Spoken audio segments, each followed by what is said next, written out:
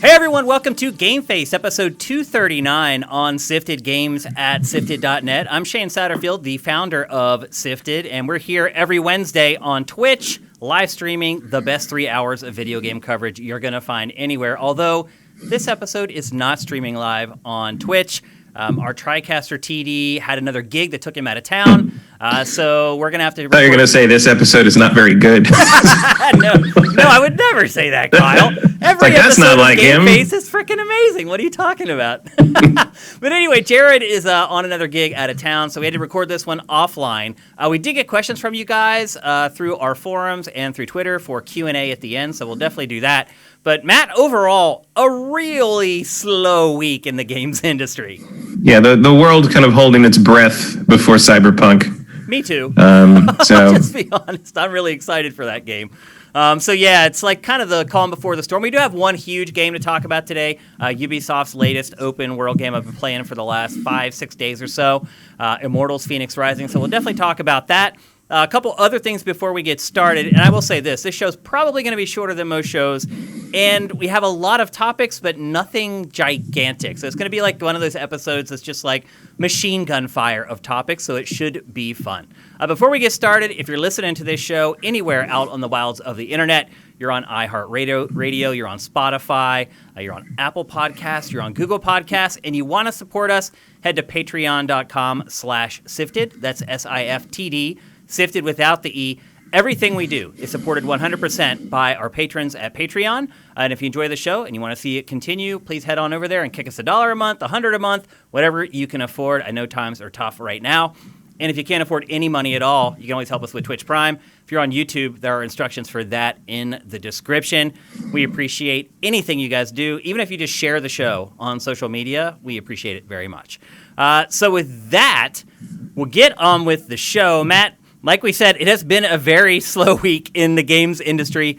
We're only like 2 weeks out from Generation 9 console launch. Is this typical for it to be this slow so soon after a big event? I would say yeah. Like it's the calm after the storm.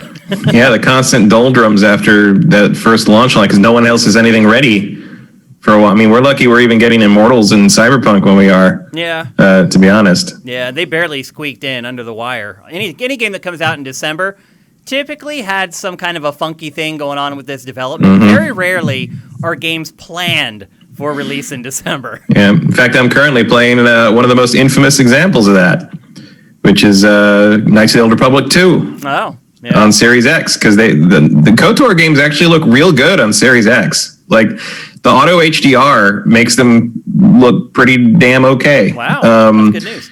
And of course, one of the big problems with the old KOTORs was how long you had to sit there watching them load, and that's not a problem anymore. So, like, the load time's almost instant now. So it's actually a better experience. But obviously, KOTOR 2 was supposed to come out, I think, like August or September 2005, and suddenly LucasArts bumped the release date up 9 months to December 2004.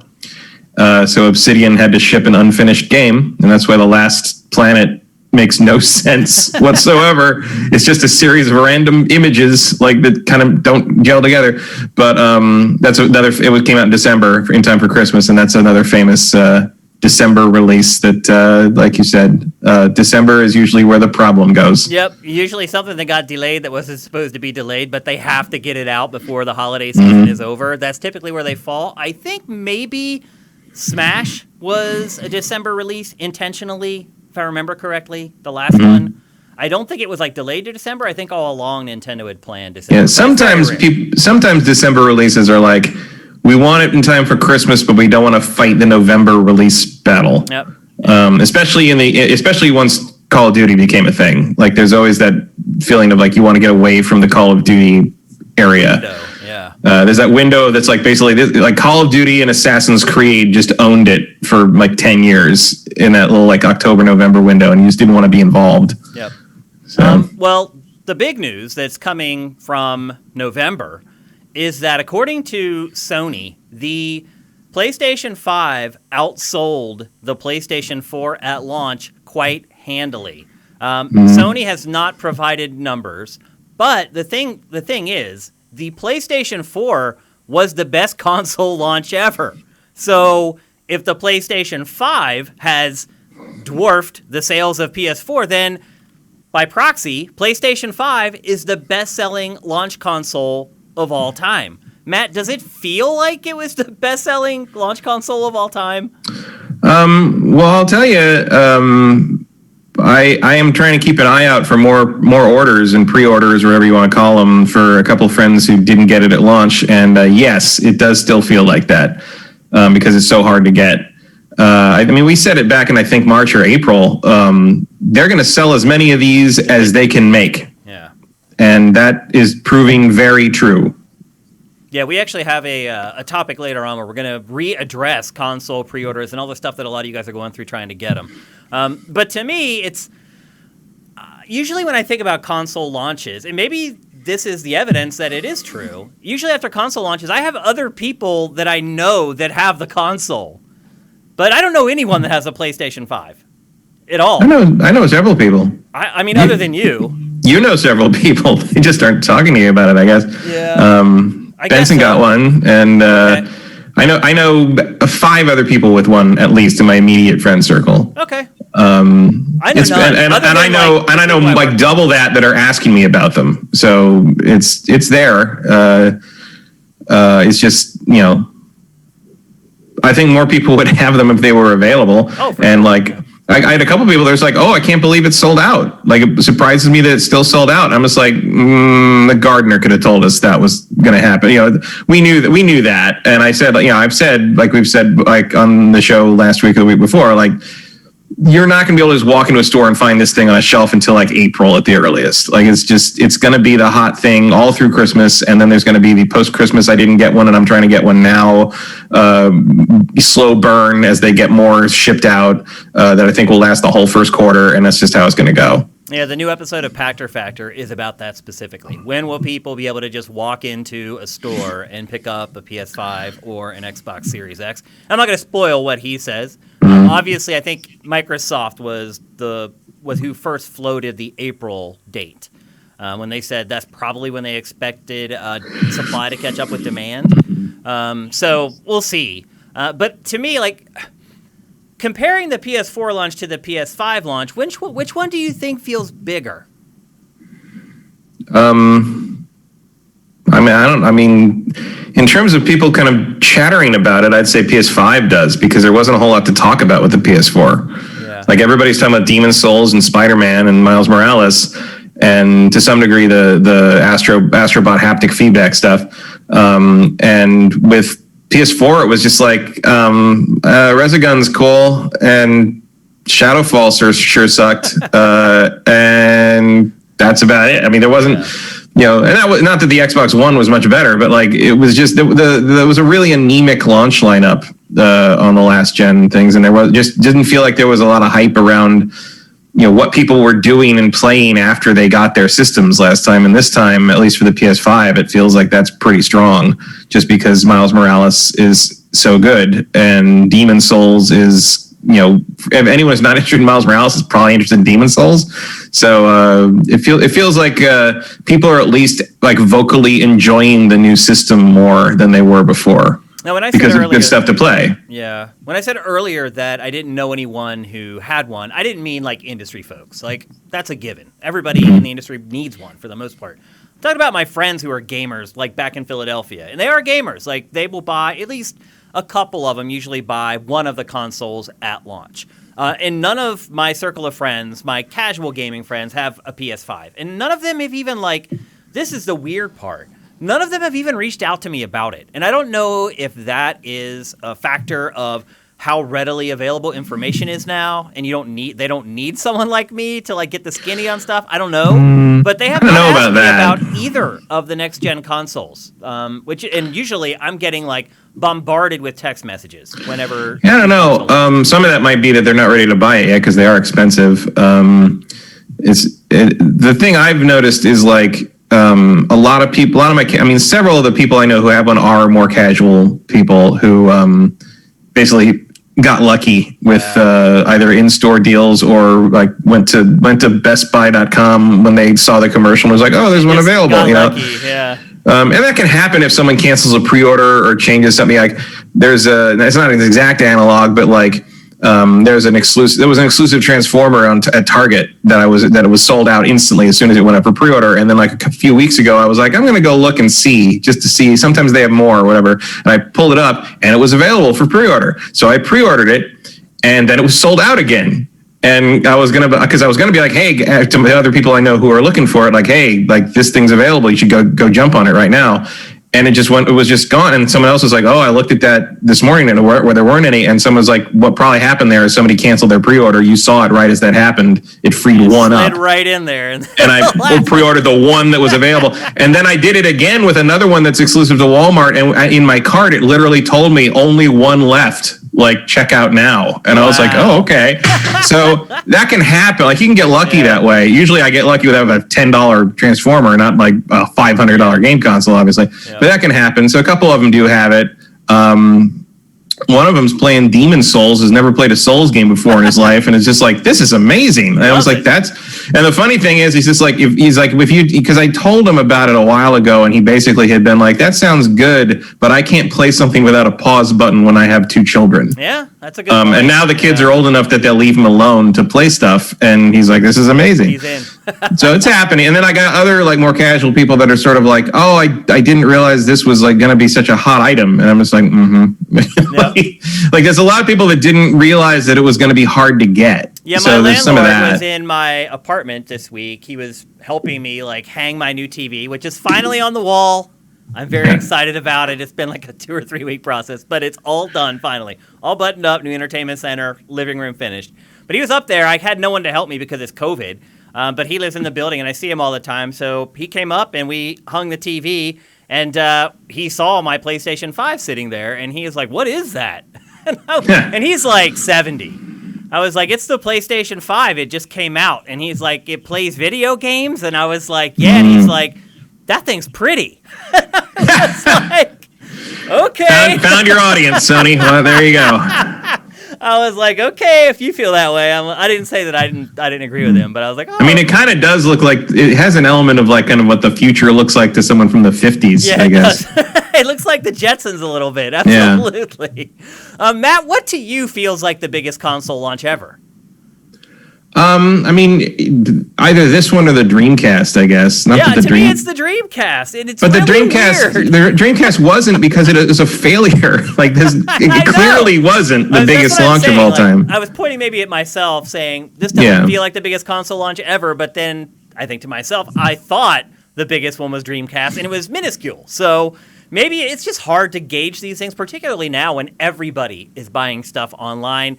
And one of the major players doesn't give sales numbers anymore in the form of Microsoft. So, we have to extrapolate stuff from data that we get from Sony and Microsoft and whatever little hints that Pachter gives us about MPDs here and there, which he really rarely does anymore. But I mean, all the same. Although, can we finally stop with the bullshit about consoles are going away, no one wants hardware anymore? No.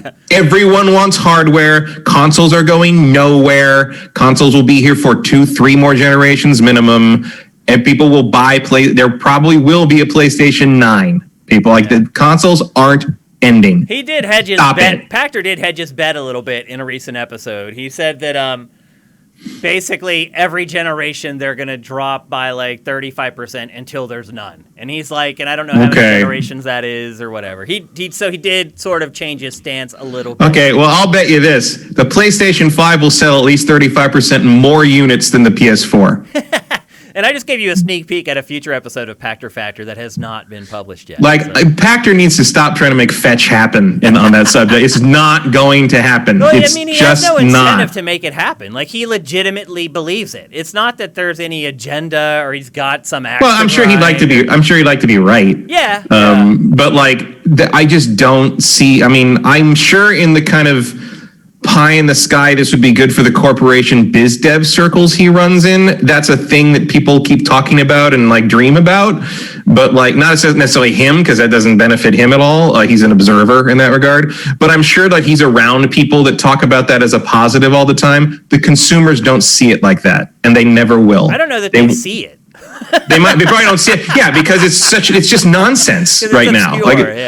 And at what point? Also, it's like, oh, you're going to buy a console. The console hardware will just be built into the TV. How many TVs do you think we're buying out here?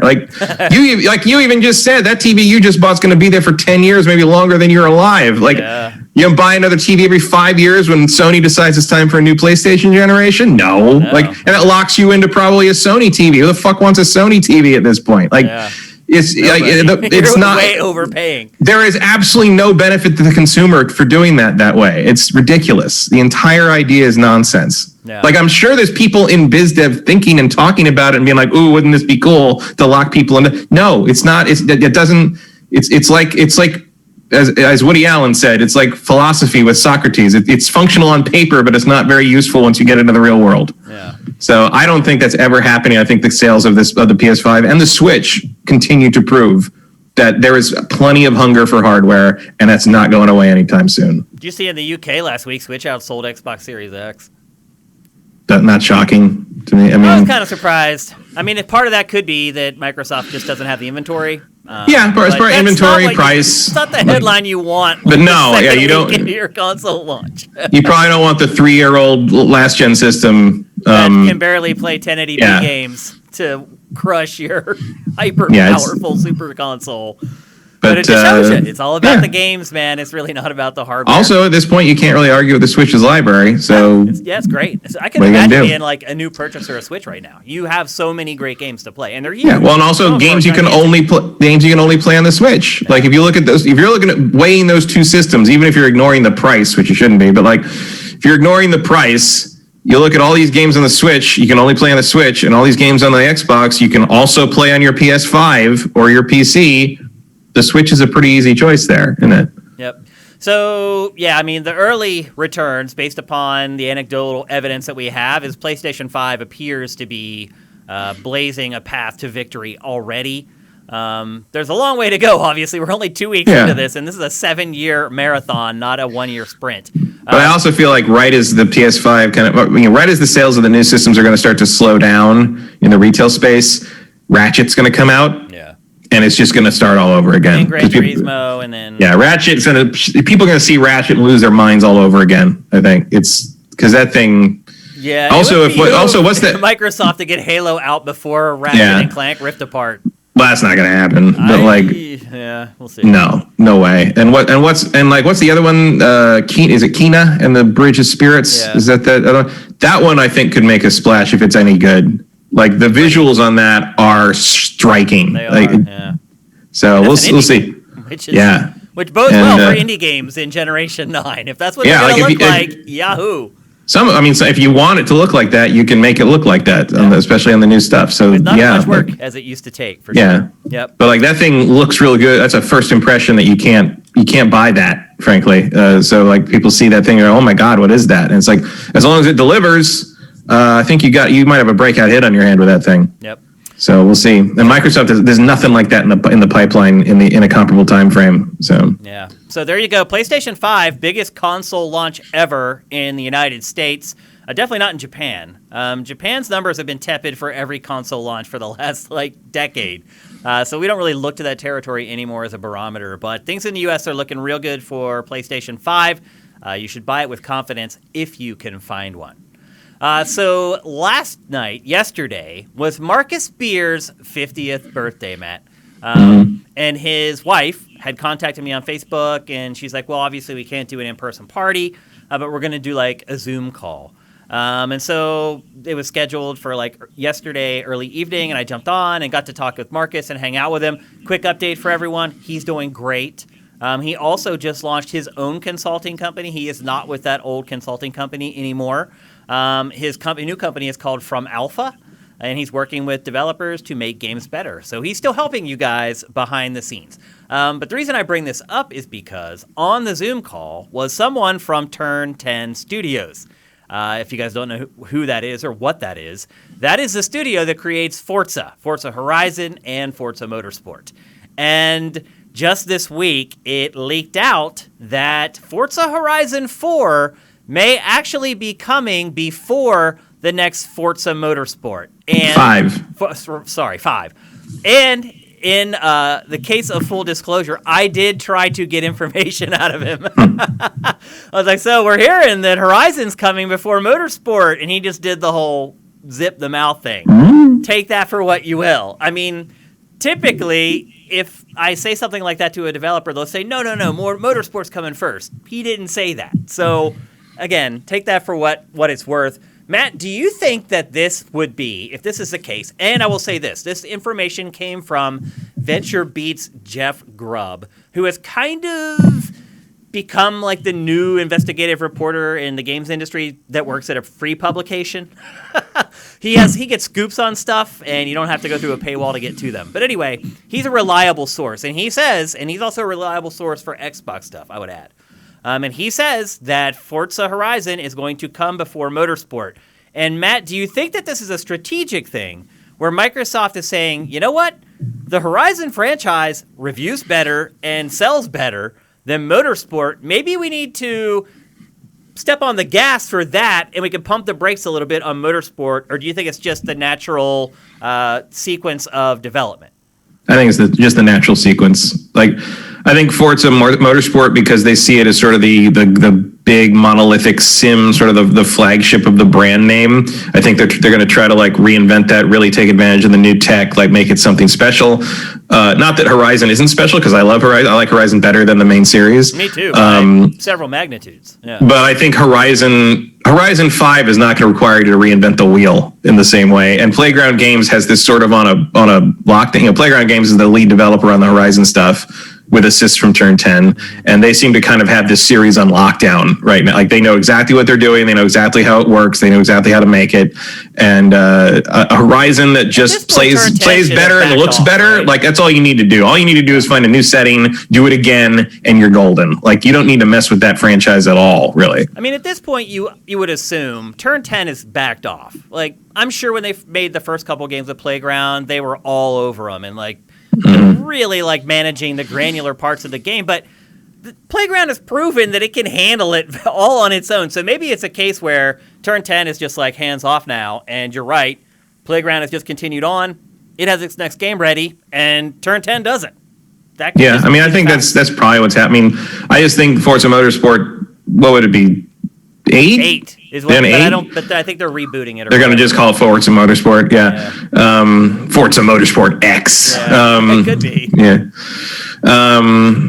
I think there's just like, I think they're trying to Gran Turismo it, and that stuff takes time. They're probably trying to revamp the driving model and the damage model and add more, all this and Whereas, Horizon 5 is going to be like, it's in a new place, go smash some boards, wait for the Lego expansion, call it a day.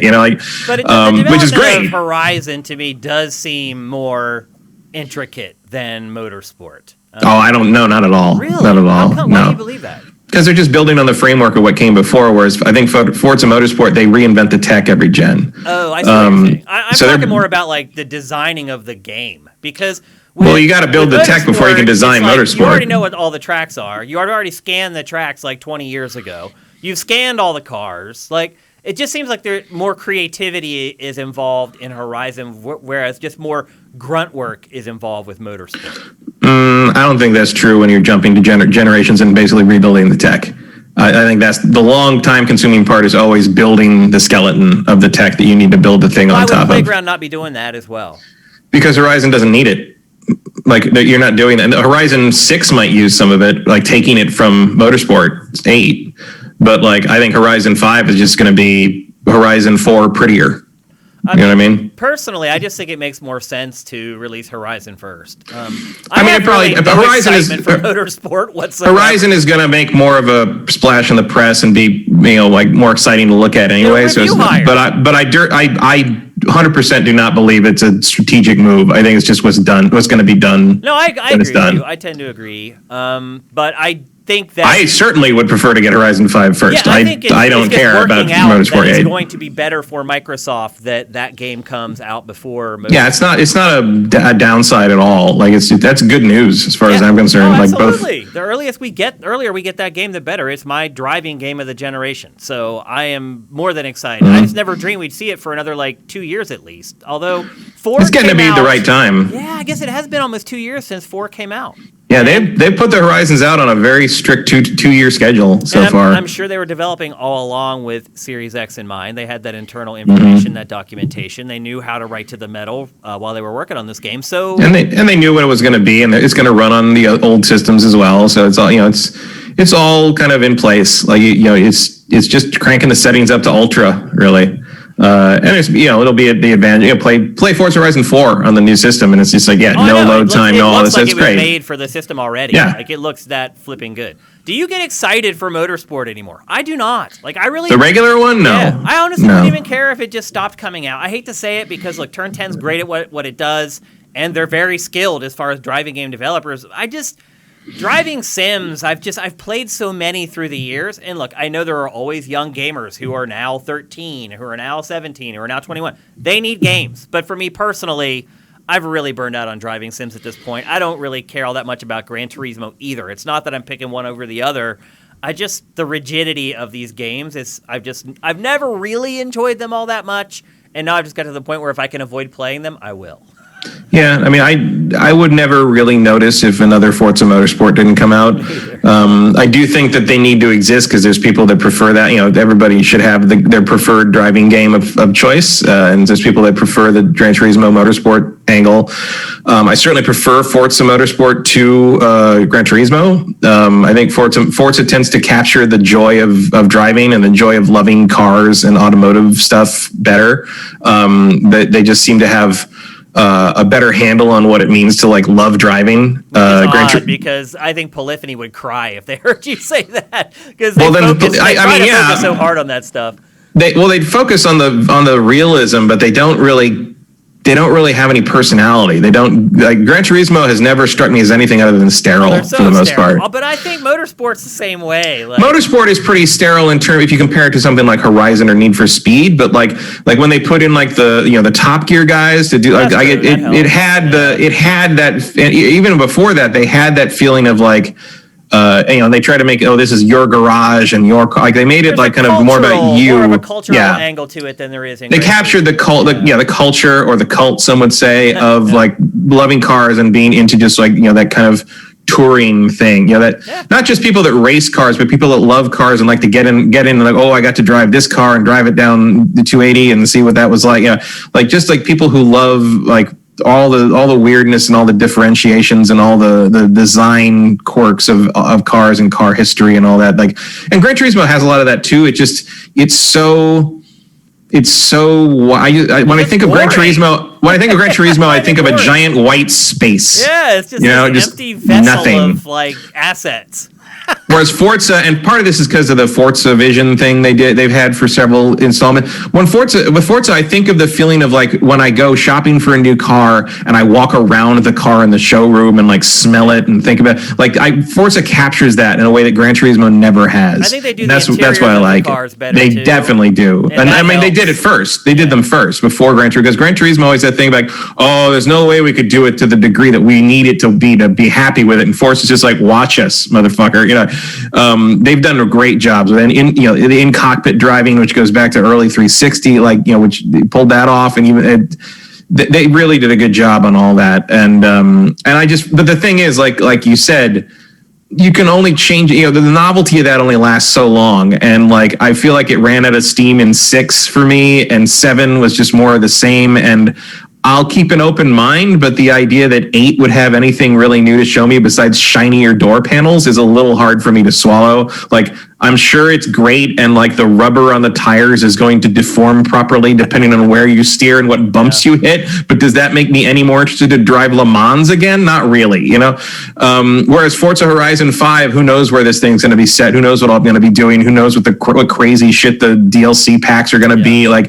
Forza Horizon is just, it's more arcadey, and it's not but it still captures that love of cars and that love of bonding with other people who love cars. It doesn't feel like real driving. No, and you can set it to be much more simmy if you want to be, and it's there for everyone, and it puts you in an interesting situation. It gives you a world to play in. It gives you consequences and sort of a much stronger feeling of kind of in-world progression. It just speaks to me as a video game person more than a car person, and I think that Forza Horizon strikes that balance better than Motorsport does. And I'm certainly not trying to hate on Motorsport. Like, if you prefer Motorsport to Horizon, like, I get it, and like, I'm sorry, you're gonna have to live through like the release of Forza for short attention span babies before you get your real Forza game. But I'm pretty happy to get Horizon 5 first. Now, Matt, do you think either of those games move the needle? Just being honest and frank. I think Horizon might, but not to the degree that like a bigger, more univeal, because like the problem, anybody to buy an Xbox instead. Probably not. It could help push you over the edge if you're like almost there, I think. But like the thing about driving games is like it doesn't pull a lot of new people in. Like it's you either like a racing game or you don't, and it's not like you're not going to get someone who's like, I don't like racing games, but I'll try this one for some reason. He's like it doesn't cross boundaries. You know what I mean? Like, it's just, if you're into it, you're into it. And if you are into it, you're probably planning to get an Xbox anyway, because you know Forza's coming. Yep. Yeah. So there you go. The Forza line, I guess we could call it, for Xbox. It looks like both games will probably be out before the end of next year. That's a rarity that we get. Maybe. Do you think that they may delay Motorsport? I think Motorsport will slip to 2022. Interesting. Yeah. I think that's smart. Like, I think it would be silly to release both of those franchises in the same year. Yeah, I think it's weird. They're so desperate for content, Matt. They may. Yeah, I also think it's weird. I always think it's weird that there's no Horizon equivalent on PlayStation. Yeah. Where's their semi-arcade excellent racer? They don't have a studio to do it. They had one. They had the studio that did Motorstorm. They had a couple. But they had Motorstorm. I think the Drive Club guys could have pulled it off if you let them do it. Yeah. But they really gutted their driving stable it makes sense. for reasons. Games don't sell all that well. Yeah, anymore. but like I think you could do something. Like Drive Club had potential if you leaned on it, but like most people don't even know that game existed. Had some of the best rain effects I've ever seen in a driving game. 5 false starts or whatever. There's so much controversy around it and everything. Everyone just wrote it off, I think. Yeah, I just think it's a shame they didn't give that team a chance to sort of do it again. Not necessarily Drive Club 2 or anything, but like they had talent. They could put a driving game together in less time than Polyphony could manage, and it feels like if you kind of made them the more accessible, maybe Need for Speed style driving team, you could have had something there, but Sony wasn't interested in it, so there we go. And maybe that's what Sony figures. They've got all the, if anything from like EA or whoever decides to make an arcade racing game is going to end up on PlayStation anyway, so that's what they'll lean on. And since those games don't really move the needle, like you say, it's just not worth having your own internal team for it. Yeah, I mean, it's smart, honestly. Those games just don't sell very well anymore. It's not like Sony isn't already killing it with the first party stuff. They don't need to. There aren't plenty of third parties that are making driving games for its console. It's probably happy to just take its 10% from those games and dump a ton of money and take the risk on its own. Yeah, I just wish those games were better. I agree. Okay, let's move on. We're going to talk next about PlayStation VR 2. Recently, Sony came out and said we're not going to hear anything about PlayStation VR 2 this year. And I think we kind of assumed that. You want to give a little bit of room for the PlayStation 5 to breathe. It just launched after all. But information has been trickling in about PSVR 2 for a while. And we've talked about a couple things here on GameFace in the past. But probably the biggest one that was announced this week is that the Sony filed a patent for a VR headset that includes haptic feedback, which is a big catchphrase over the last couple of weeks because of the DualSense PlayStation 5 controller includes it, and it's like mind-blowing. So it appears that this technology is something that Sony is looking to bring over into its VR headset, its next VR headset. So, Matt, I have a couple questions here. Mm-hmm. The first one is, do you want haptic feedback in a VR helmet? And I'll let you go ahead and answer that one. Well, I mean, that kind of depends what they're talking about. Like, they mean like it's going to have like kind of specialized controllers that involve that. Like, cool. If you're going to poke me in the face with something, like, no, not it's like really in the helmet that's putting like. Oh, so it would be like kind of it'd be like a gyro thing, like where if I need to turn my head, it might like in Ace Combat when I turn some way, it might be harder for me to turn my head the opposite direction of the G-forces. But. I mean, you can do that. You can do that with just the same way they do stuff with like a lot of Rumble stuff is done with gyros. Like you can actually do that, like the way the old force feedback joysticks worked.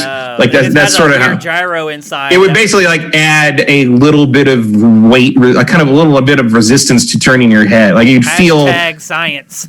You kind of feel like you have to physically turn, like the headset was pushing against you a little bit.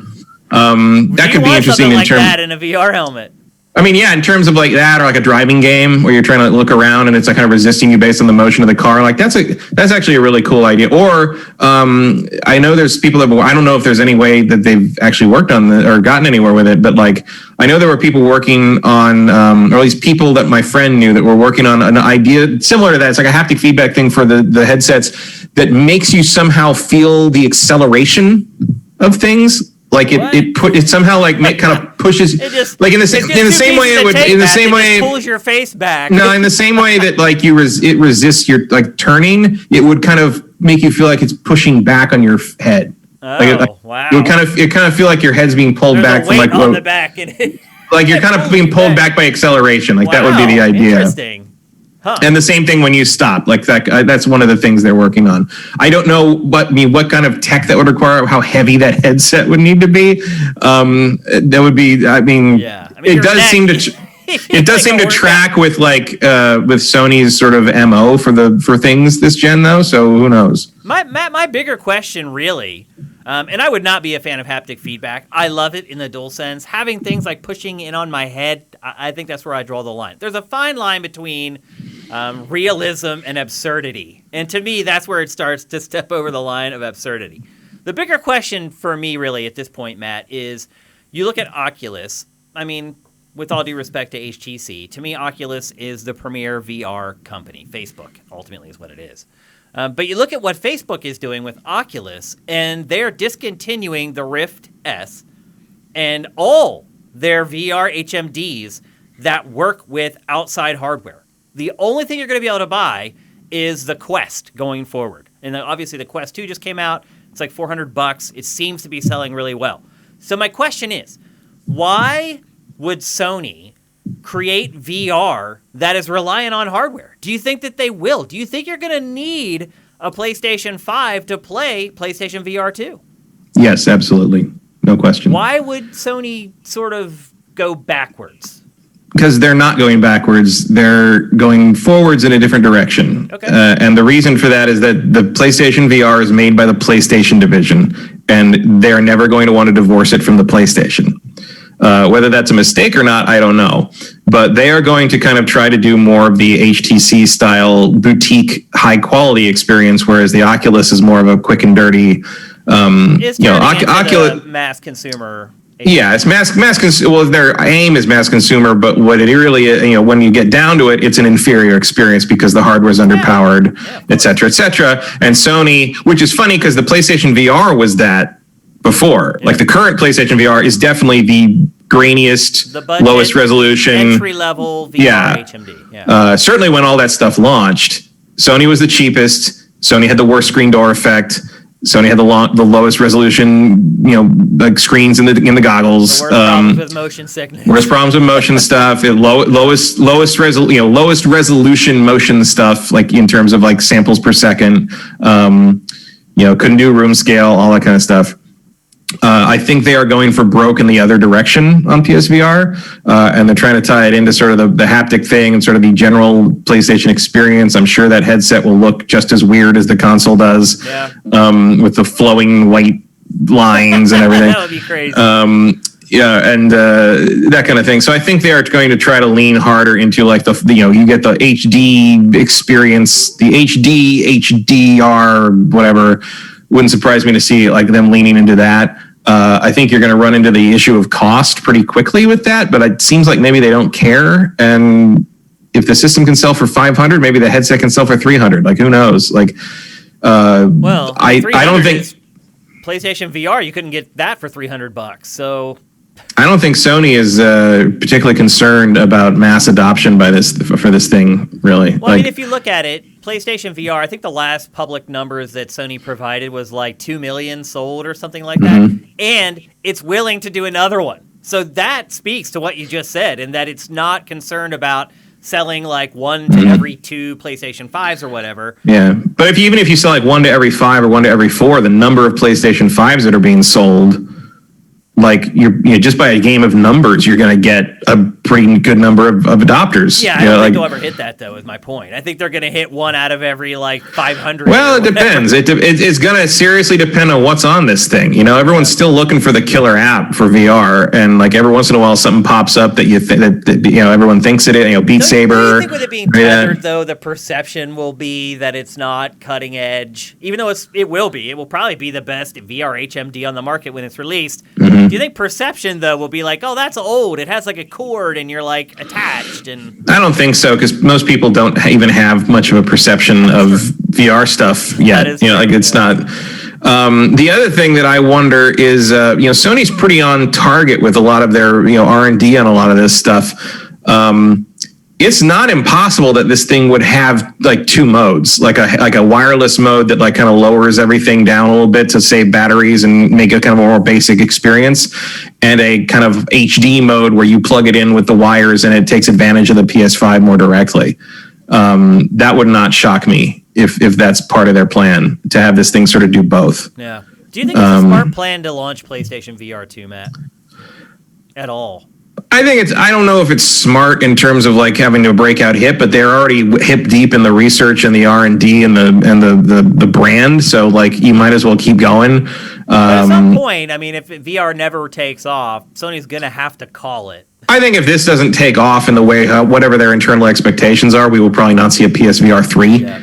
But that's years and years away. Look, I give Sony credit for sticking with it at all after the sales of the first PlayStation VR. You only sell 2 million units. Your chances of selling software are really slim. Somewhat, but I think expectations have been adjusted since then. I know at the time everybody, including I think Pactor, was oh, this is it. This is the revolution in video gaming forever. Nothing will be the same after VR. And VR came out. It was just bleh.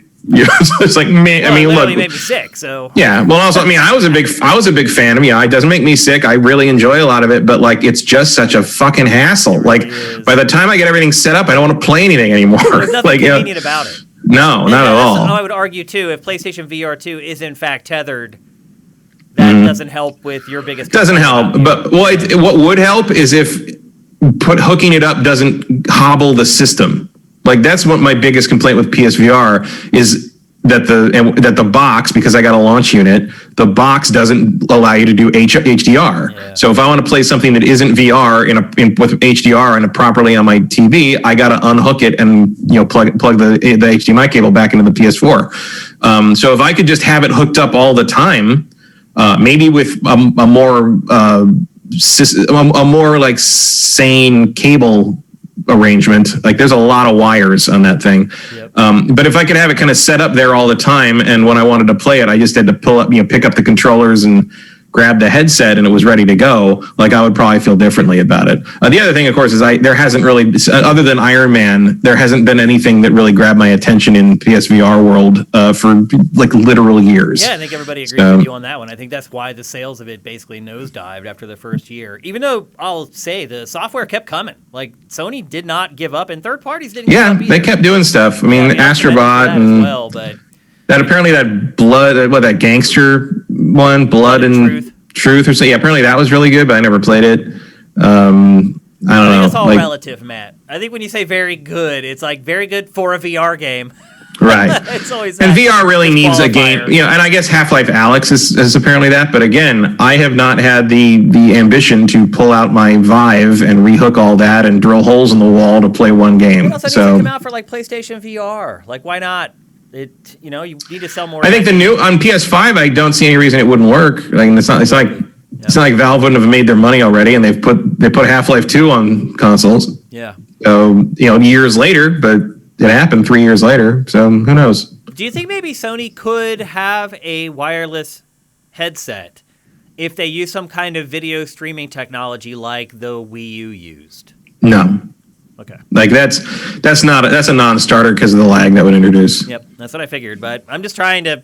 I don't want a wired HMD, is what I'm getting at. I want a wireless one, and I'm not. Well, you're not. I don't think. I'm going to buy PlayStation VR, and you're not going to get a wireless headset from PlayStation. I think they're at best you might get, like I said, a hybrid where you can unplug it and you kind of get the headset contains the like a base model PS4 sort of thing in it.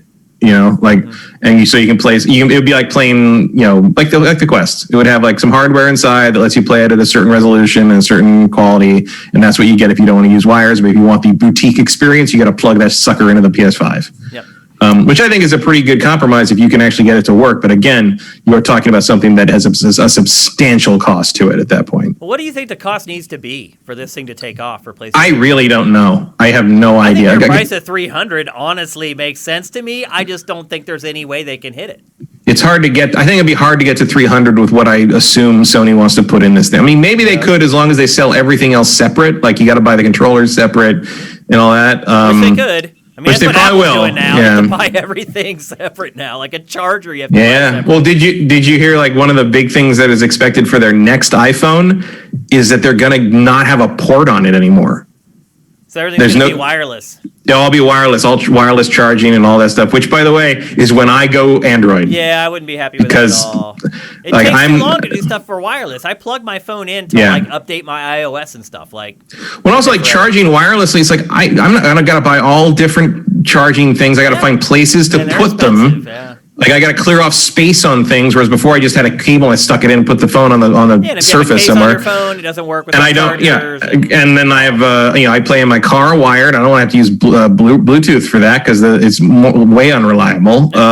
It's ridiculous. It's stupid. We'll see if that one's true. I wouldn't be surprised though, because wouldn't be surprised because Apple does tons of stupid. Look, I'm an Apple user from back in like '86, but like under Tim Cook, they have become complete idiots. Like it's just sad making more to money watch. than ever.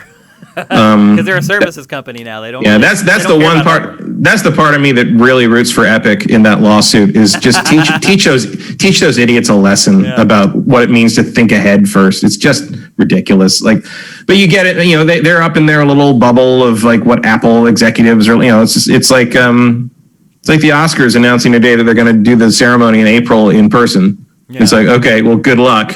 And like I said that to one of my friends, and he's just like, well, they're probably just going to pay to vaccinate everybody who's involved in it. And I'm like, look, you're right. I mean, you're right. They probably could do that. But talk about confirming that whole thing is just a big elitist ivory tower piece of shit. You just confirm every terrible optic imaginable about Hollywood in one swoop. And I'm pretty sure, Hollywood elite. There it is. But there might be no one in the hallways making those decisions that would ever think of that. Right. Like you might have to talk to like Susan Sarandon before anyone brings that up, right? And you have to start like vaccinating people before someone's like, wait a minute, this is bad PR at the very least, right? Well, a lot of times you just break it and then you fix it after people complain. So that's what happens. So and also kind of what I mean by what I talked earlier about Pactor knowing people in the biz dev world that just sort of all deal in this pie in the sky, no hardware streaming thing, and they're in this bubble that never acknowledges real world use cases. So like that could be happening here with the PSVR stuff. Problem across all of society. Yeah. Because the way algorithms work now, and the way, in all honesty, advertising works on social media, once they figure out what you're into, they keep you in there. And they don't let you get out or interact with people who aren't in that bubble. That's why our country is so divided over politics. Well, that's what the algorithms is in the same for. Bubble with all the same people who believe the same crap. No one ever hears an alternate viewpoint anymore. So, well, that's what the algorithms are designed to do because they want to engage you further and pull you in. So, like if you watch, so that you keep coming back. Yeah. So if you watch one or two like right wing leaning videos, they're going to give you more and more extreme stuff. If you watch one or two left wing leaning, they're going to be more and more extreme left wing stuff. If you watch one or two gaming things, they're going to give you more and more in depth, long. You're going to start throwing that H bomber. You're going to start throwing that 2 hour H bomber guy. What was it? 3 hour H bomber guy Fallout 3 review at you, and like you're just going to pull you in and in and in, and like the bubbles. So that's always been something to some degree. It's always been there for one degree or another. But in one form of the bubble, like a bunch of executives launch a bad product that doesn't sell. In another form of the bubble, everyone this side of the bubble decides that children should starve. So it's the model has different consequences depending on what it's applied to. Yeah, it's true.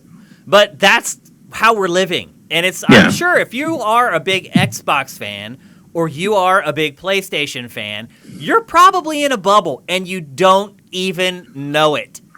You are around other people who believe all the same stuff that you do. And that's why you're getting this positive reinforcement all the time. And you go someplace like, say, watch GameFace, where Matt and I tell the truth, and you're like, whoa, these guys are crazy. No, we're not crazy. We're living in the real world. I just can't. It's hard for me to imagine being a diehard fan. One video about like wood carving, and next thing I know, my whole feed is flooded with freaking wood carving. Like it's that fast. Like well, that happened with that even happened to me with the and it's just flooded with wood carving.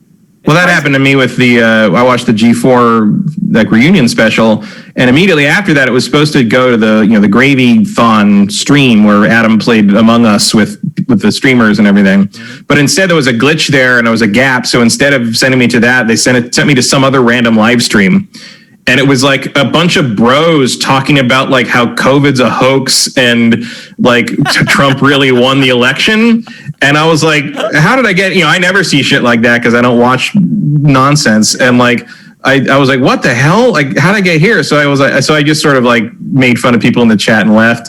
But like for days after that, I kept getting more and more like weird, right? Like it kept telling me I should watch Ben Shapiro. And I was like, fuck you. Do you think like what's somebody like sabotaged you or something? No, I think it's just what it decided to roulette me to because of the interest I had. Because the guys who were talking about this were also game people. They were gamer people. It just because of the things I like to watch, it assumed, hey, maybe he'll like this. And I do think there's a tendency for that algorithm to kind of throw you towards right-wing stuff because people get so into it that it's a good way to keep your engagement for a long time. Yeah, because even if you don't believe it, you'll go and you'll be like, you guys are idiots.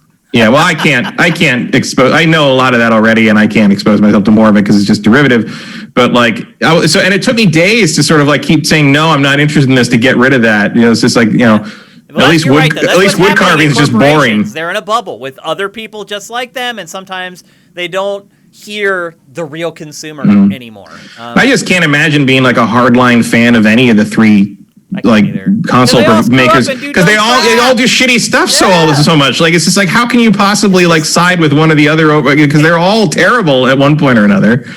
It's just no one's perfect. Like kids who are like 8 to like 14 or whatever, like sure, be a fanboy, nobody cares. Once you're 18 and you can reason and you're an adult. Well, not even that, especially like a lot of it comes from being younger and being like both indoctrinated in terms of how team sports work, because that's bad. Believe me, because I've seen, you've seen enough fights break out over who can throw the ball better. It's sort of like, oh, maybe this is not a good thing to teach people. But on top of that, it's like if you're younger and whatever, and you can only afford to buy one game console, you're going to try to convince yourself that the game console you bought was the right choice. Yeah. And a lot of it comes from that. And I was a big Sega fan, but I was never a huge like anti-Sony person. But once I was old enough to get like a job that paid me a fair amount of money and like in college and stuff, and was able to buy a Saturn and a PlayStation and a Nintendo 64, like that kind of opened up a lot of like mental doors. Like, oh, all of them have their good points and all of them have their weak points, and that's just how it is. And PlayStation VR included, believe it or not. But even I'm not dumb enough to buy a 3DO. So nobody was. That's the problem the 3DO had. No one was that stupid. What was it? $600? Is that right? It was 700. It was 1995 US dollars. I knew no one who had one. Which I think has to work out to close to like $1,100 in 2020 money. Yeah. A friend later in life got one for like a few $100, and then I like messed around with it like a few years after it released, but nobody I knew got one at launch. One of my suite mates in college got one, and he had with a bunch of, he had like Street Fighter, and that's the first time I ever played Need for Speed because that was the first thing that was on. Supreme Warrior, that FMV like martial arts game, which he didn't even know how to play, and I figured out one night, and he came back from like whatever party he was at, and he's just like, holy shit, I've never been able to get past one fight in this. And I was like, yeah, I'm almost done with the game. Here we go. He was really, I really liked him, but then he got pulled out of school because it turned out he was like stealing money from his parents to pay for all that shit. So, and when he left, he's like, I'm going to leave all this with you and come back for it at the end of the year. I was like, no problem. No, so I had a lot of stuff to play with. Because he didn't want to take it home because his parents then would see all the stuff that he had bought with the money he stole. Yeah, exactly. But he did come back and get it at the end of the year. He did? Yeah. Oh, I'm surprised. I figured he would just be like, Whatever. I'll never see you. No, I mean, I knew it. I mean, we were friends before he ended up in my room. Like, so I was like, "Are you coming back for this, or do I just get a free 3DO?" He's like, "No, I'm coming back. Don't worry about it." Yeah, it's too expensive. So anyway, PlayStation VR 2, it's kind of taken shape, but it looks like it's taking the form of the older VR HMDs instead of kind of the new Quest stuff. Not confirmed yet, but we do have like 4 patents now, and they do all kind of seem to be pushing in that direction. So. Yeah, well, I mean, Sony files a lot of patents. There was one that went up today that was for like a dual GPU version of a console, which like people were like, "Oh, is that what the PlayStation 5 Pro is going to be? Is dual GPU?" And I brought it up to one of my developer friends, and he's like, "That is complete nonsense." Yeah. Like, you have to. Today, I was like, "That's BS." He's like, "You'd have to redo the entire architecture of every." He's like, "There's a lot of very solid reasons this is not what they're doing and not feasible that I do not have time to explain to your layman ass." Basically, so, and that was the end of that. I need to get back to programming. Just trust me. Yeah, pretty much. Yeah. Crap. Okay. Let's move on. We're going to talk, as I mentioned earlier, about pre-orders, which somehow still, here we are, a couple weeks after launch, are still... Yeah, it's weird to call them pre-orders when you get them like a day later, but that's pretty much what we're calling them, I guess. Yeah, I mean, are they pre-orders when the thing's already out? And now it's just trying to procure a console is what it comes down to, but they're still taking pre-orders, so... Yeah, because you pre-order them and then they fulfill them in like a day or two because they're only putting them up because they have stock. Right now, it's happening too. Like, so a wave of them hit Costco at 1:15 p.m. today. PS5s out of nowhere. No one knew that was happening, but it happened, and they were gone in like a minute. There are rumors that midnight Pacific tonight, Target's going to have a bunch of PS5s, and people are using the My Store app to like check inventory. Don't wait for tonight. Don't wait for tonight. This is like pre-recorded. This is December 2nd. This is the night of December 2nd. Sale to drop tonight. Yeah, this is midnight December 2nd to December 3rd. Yeah. And there's rumors that because if you look at the My Store thing and look for PS5s, it shows something like 10,000 units in stock at Target stores. Not available for sale, but that the inventory updates before the shelves update, basically. I use that for Transformers. If they get new waves or exclusives in, I can see which stores have them and go and ask. And if they don't have them, a lot of times I'll go in the back and get them for me. 10,000, that's a lot for one retailer for a refresh. I mean, that's country. That's US wide, so it's not that much. Oh. Okay. But it's like 10,000 something right now in Targets across the nation. 3 minutes and 10 seconds. 3 minutes, maybe, if you're lucky. Yeah. So the rumor is midnight, December 2nd to December 3rd. I mean, technically December 3rd when midnight hits. But this is what you're going to have to do to get one. Yeah, I mean, you're going to have to follow. I mean, if you're on the East Coast, you're up at 3 for that, right? So, and it's just like that's what's happening. Not worth it, but look, it's worth it. Work right now, and it's worth it. If you can spend $500 and make $1,500, and your unemployment's about to expire, look, if you're one of those people and you're scalping these consoles to put food on the table, I have no problem with you at all, none. And it's but I also think if the people that are scalping them to put food on the table, you already had $500, so or more. If you can turn that $500 into $1,500 or whatever they're going for on eBay right now. I mean, it's a safe bet. If you see that there's like 1,000 consoles on there, they're all going for at least $1,000. Yeah, I mean, I don't mind people that buy a couple extra and do that, like flip them like that. But it's the scalpers of the bots that are getting hundreds of them that piss me off. So we thought we had problems with scalpers in the U.S. on launch week, and as you guys know, PlayStation 5 came out a week later in Europe, and as it turns out, things have been even worse in Europe, like way worse. The scalpers there, unlike the scalpers here who just get their consoles, make their money, and keep their mouths shut, the scalpers in Europe are brazen, and they go on social media, and they brag about it. Well, one of the scalping organizations, who, by the way, was charging people €30 to teach them how to scalp, were busted. And all the orders that they had placed were canceled, and they ended up losing their allotment. Again, after they went on Twitter and bragged about how many consoles that they had just secured. So there is a way to track these people down, but you have to rely on them to basically blow their own cover, which is mostly never going to happen. And then to try and quell some of these issues, Europe has finally done what the U.S. probably should have done and moved to a raffle system to sell the consoles. This has been going on in Japan for decades at this point. Instead of making people like stand in line and like first come, first serve, you just go in and you buy it, and then you show up on launch day with your ticket and you pick it up. And to buy them, there's a raffle. You put your name in, and only X number of people get them. And if you don't get it, you got to come back for the next raffle. That's what they're starting to do in Europe. It's probably what they should have done in the U.S. They could still do it in the U.S. if they wanted to, but for whatever reason, we're very resistant to change in the United States of America. I don't know why that is. Why is our country so stubborn in that way? I don't know, but we also love leaving our fates up to randomness, to really. We all, as Americans, pretty much live one medical crisis away from financial disaster. So, why not use a raffle system for your game console? Trying to give us health insurance. I don't understand it. It's so weird. But they don't teach a lot of basic logic in school these days, and that might be intentional. It might be. Who knows?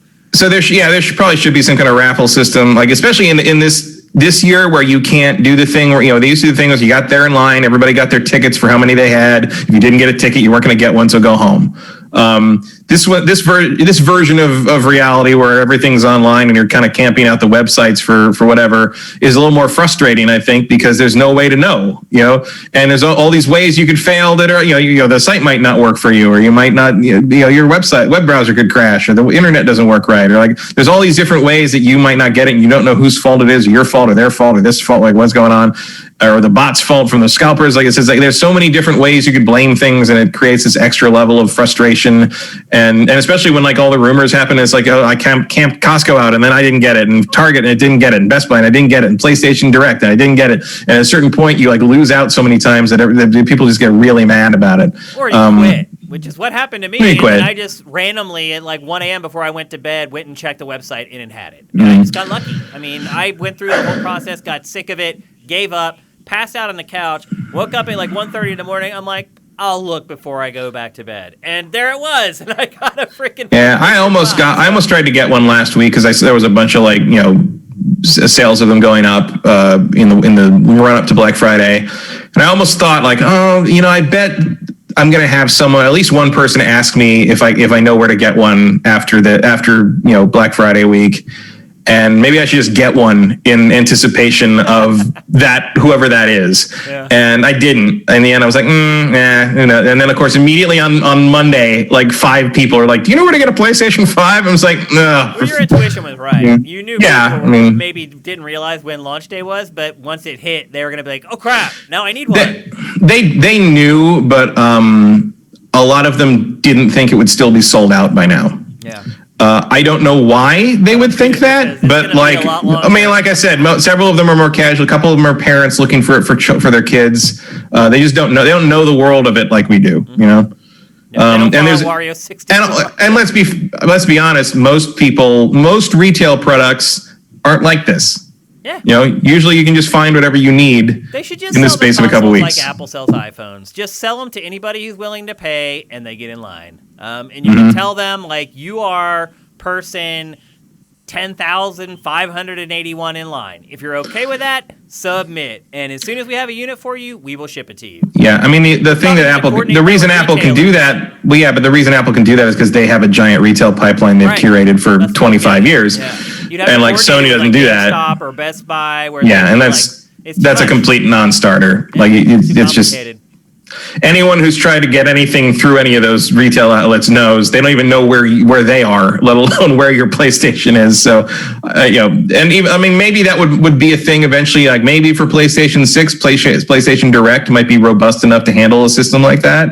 Obviously, that wouldn't be the only way to get one, but it might be a more conservative way to get one. You know what I mean? Nobody buys consoles directly from like the Microsoft and Sony websites. They're there. You can go there and you can buy them. But nobody goes there. Everybody goes to GameStop or Best Buy because you've just been trained to do it. But ask somebody where they're going to buy their new iPhone, they're going to the Apple Store. The Apple Store. Well, that's the other thing is you can go to the Apple Store. Yeah. Right? Like there is a Microsoft, or there was a Microsoft store here in the Culver City Mall. There's one at Century City Mall. Century City Mall, right? And there was a Microsoft store there too. That's what I'm I don't know if they're still there. Century City too.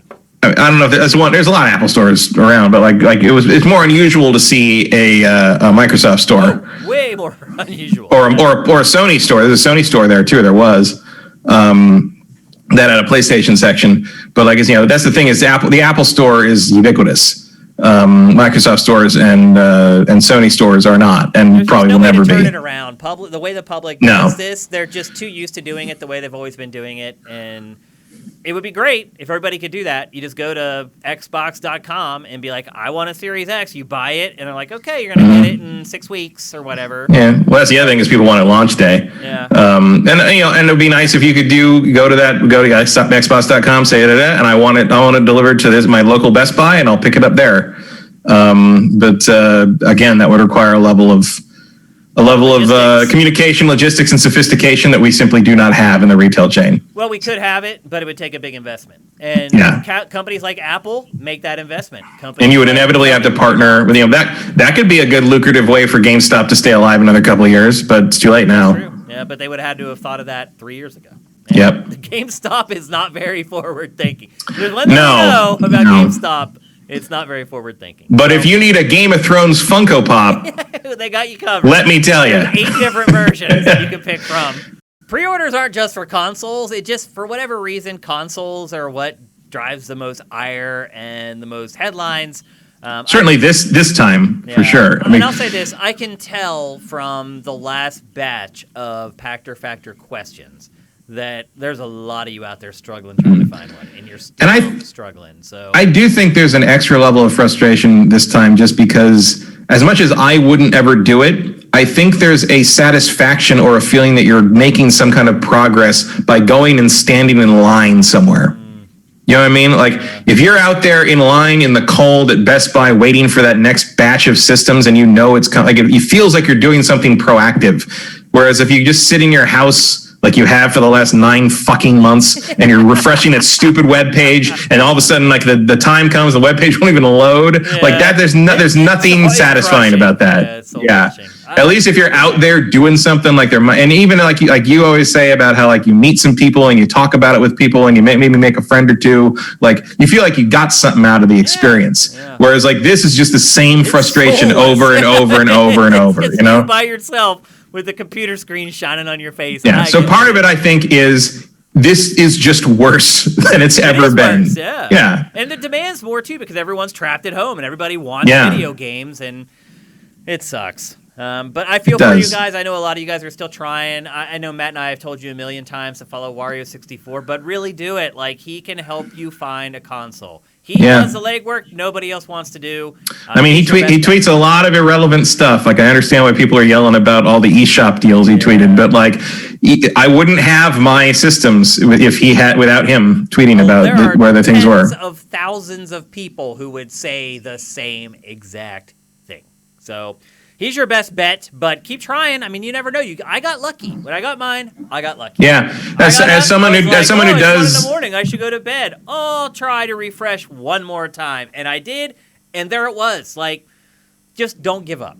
As someone who collects a lot of hard to find stuff, and the random I'm about to go to bed, but it's the middle of the night and I'm just going to check one more time thing. It works once in a while. Try it. Most people aren't trying like you are, so don't give up. Keep trying. I do feel for you. I know you guys are really going through it out there trying to find one.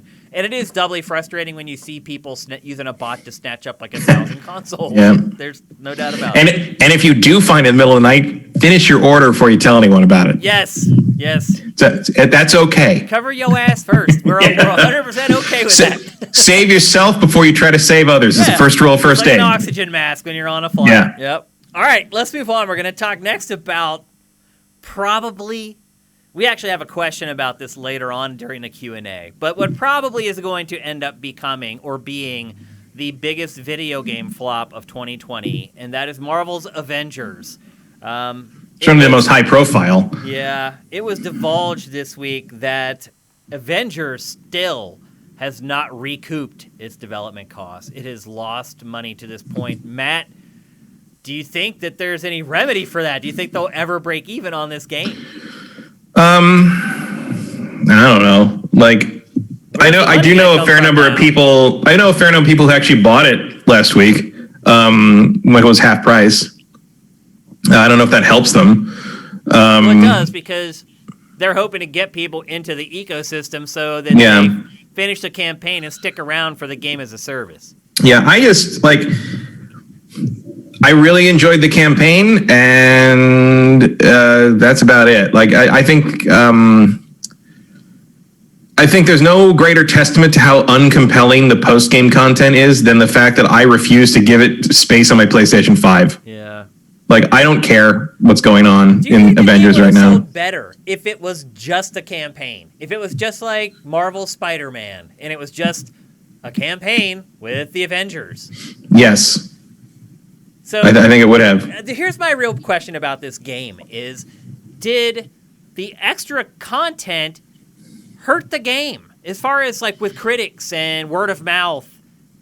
I think it did. That's crazy to think about, because I think if you just done a more straightforward campaign, because remember, the campaign, as much as I enjoyed the campaign, it was also damaged by the fact that it had to fit into that game as a service mold. Like when you go out to the missions, you are very aware that you are playing these compartmentalized areas and missions that are, they make it story driven enough to keep your interest, but they do feel pretty generic on the ground, and you can see kind of the Destiny pedigree coming through, and that doesn't happen in Spider-Man, that doesn't happen in the Arkham games, and it's because they're a more cohesive whole.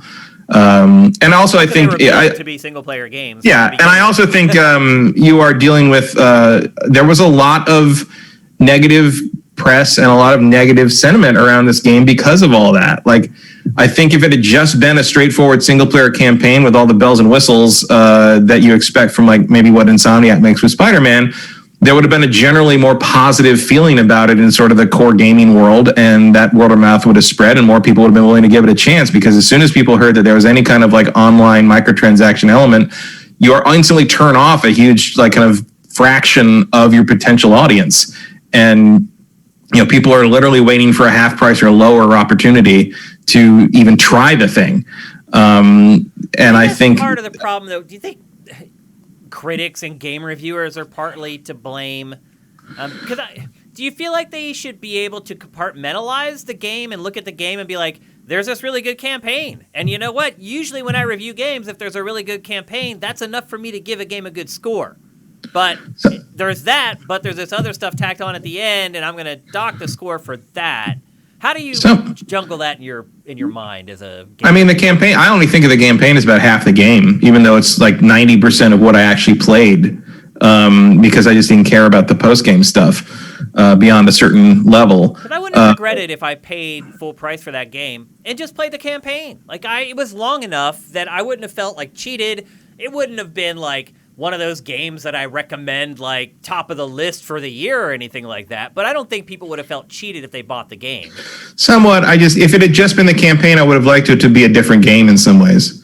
Yeah, I agree. I mean, I hear what you're saying. You're right. There are some elements of the single player stuff in that are basically bending over backwards to fit in with the gas style design. Yeah. And I think there's just some people, I think it's at least in the core gaming world, there's a significant group of people that as soon as they hear that stuff is in the game, they just don't want to support that. Mm-hmm. No matter how good the campaign is. I saw a lot of people on Twitter and various places saying, like, I know everyone's saying the campaign's good and I'm interested, but I'm going to wait until it's like $20 or $30 because I don't want to throw full price at Square and reward them for doing this with this game. Honestly, I think like the model that they should have been following for these games is the Lego one. Like, the Lego games know what they're doing when it comes to adapting a license into something everybody wants to play, and they do a very long campaign with a lot of levels that are focused on things you recognize. They don't do the microtransaction stuff. There's occasional season pass stuff, but it feels like this level is a complete level built for this thing to get this part of the story across, and it works. And that's the kind of thing we should have done. Like, you got to aim higher with Avengers. You just have to. That license costs too much. It has nothing to do with that. The Lego games don't sell the way they sell because of their level design. I'm saying that that's the structure you could use if you don't want to like break the mold and do an open world game with the Avengers. But the Lego games don't feel like that they have like that you're missing out on parts of or you're gonna have to go back to those levels and do another generic mission after the game's over in order to collect Fusil 5 so you can get armor 12. It's like, there's just this like this, and Destiny has that too, or did in the original like older campaign stuff. Certainly the expansion stuff had that element where it's just like you felt like you were going through sort of like cardboard sets grafted on top of an existing open area. And Avengers never manages to really transcend that in a lot of places, and it carries itself through with the characters and the narrative for the most part. But once you get down to like the fighting on the ground, as much as I like the combat system, it always felt a little bit like I was fighting in just sort of random zone. And I know that that's because they had to have basically generic zones for you to do the generic missions in the post game. And maybe they're going to fix some of that with like the character packs, and like kind of further post-launch content, but like we haven't seen, like they've been dead silent for 6 months almost. Well, they've delayed a bunch of stuff that was supposed to come out. Like we're supposed to get like Hawkeye's like this week or something, or Kate Bishop. The problem is the game was so busted at launch that they had to dedicate so much time to just basically putting out fires that they haven't been able to work on the extra content. And I don't think DLC is going to save this game. I think what will help this game break even, it's going to be the game as a service stuff, getting people in there, spending money on microtransactions. But I'll tell you what would. And I do not think this game's going to make money. If it does, I think it'll break even like a year and a half, 2 years from now when they're selling copies for like 15 to 20. Yeah, they would have to stick with it for a very long haul. The other thing I think that would help them is I don't know. I don't think we don't really know how Square will roll with this. Although Square did tear Final Fantasy 14 down to the ground and rebuild the whole thing at one point. So it's not like they're afraid to like double down on something they believe in. That's true. So we'll see. The other thing I think that could help, I mean, obviously do the character packs and the that kind of thing. Like a year from now, a year and a half from now, if you do the Destiny thing and start putting out like really solid campaign stuff, like, when the expansions come out for Destiny 2, like they have a really robust campaign with a good story and all that stuff. If you do that again with Avengers, like I'll come back for that. Like I would come back for an Avengers 2 that has a new, that has Hydra as the enemy or something and tells a new story and brings some new characters in and kind of builds on the world that because that's the other thing with. Well, you just answered my last question, which was, is there going to be a sequel? I think they should expand on it, and the sequel should be something like like Beyond Light was, where Beyond Light really seems like it's probably what Destiny 3 was going to be if Activision didn't let them go. Yep. But instead they didn't, so they were able to make Beyond Light part of the Destiny 2 platform, which I think is smart. It is smart. And I think Square should do the same with Avengers, because part of the problem with, I love the campaign. Part of the problem is that the way the campaign ends, it's like the campaign ends by getting everything back to the status quo, or at least a new form of the status quo. The Avengers are together, everything's okay, the team is assembled, the helicarrier works, like the Avengers are back. Make the game as a service work. Right. But the problem is that you've set up this great premise, like at the end of that game, for like, okay, now the Avengers can go out and have some real fucking some real classic adventures we can bring, and then nothing happened. Like there's nothing else to do. Part of the game kicks in. Yeah. So I'm saying, like, do a campaign that takes advantage of the fact that your first campaign sets it up as like the Avengers team is together, ready to go and ready to handle anything the world throws at them. Let's some real shit at them. Like let's have Thanos show up or something. Like let's go crazy. Like put the Infinity Gems out there. Like get do some classic Marvel stuff and get people's attention. That like I want to play this. I want to do this. I want to fight Terrax and the Silver Surfer and all these, like, go crazy, like throw some crazy stuff in here. Go outside the lines a little bit. Figure out a way for me to play Ant-Man. Because there's a lot of stuff you can do that like would get my attention again. And the thing that got my attention the most in the original campaign is how well they, I don't like AIM. I think AIM is a boring villain. I think AIM is a dumb, and it was kind of I get really tired of fighting yellow things by the end of the game, but like. But as someone who isn't a fan of AIM in the comics, I thought they did a pretty good job of making AIM something more interesting. And what they did with MODOK was cool. Like they did a pretty good job in kind of the MCU style of taking this ridiculous comic book thing and kind of making it work in a new form. I like that. I thought that was neat. And there's a lot of hints near the end of the game that like where they might go next, involving like the Eternals and the Terrigen stuff and Inhuman stuff and all that, which would be cool. But just there's a lot of teases for sequel-y stuff at the end of the campaign. Do it, get there. And I don't know if that's already their plan to do a full second campaign at some point, but I hope it is, because that was definitely the strongest part of that whole experience. Yep. I realize it doesn't sell a lot of microtransactions, but I would pay like $50 or $40 for a new campaign on that thing. So you're saying yes to a sequel? I agree. The license is too big. There's too much opportunity here. If they do make a really great game, it will be one of the best-selling games of the year. So I think the potential that's there. There's also there's kind of a vacuum right now in the MCU. It's a shame that Square Enix took so long to get this one done, because they can't strike while the iron is hot. Right. Well, also this could have been a really good opportunity for them, because this is the first year since 2009 with no new Marvel Cinematic Universe content. That's the point I was making. Yeah. They really had an opportunity here, and unfortunately it didn't. No. So, but I do think it'll be a sequel. I do think Square Enix is playing the long game with this. My only concern would be Marvel pulling the license. I don't think the game was that bad. No, but Marvel and Disney tend to be a little impatient about immediate returns on interactive and video game stuff. Marvel, Disney has basically shut their studios you can give it to.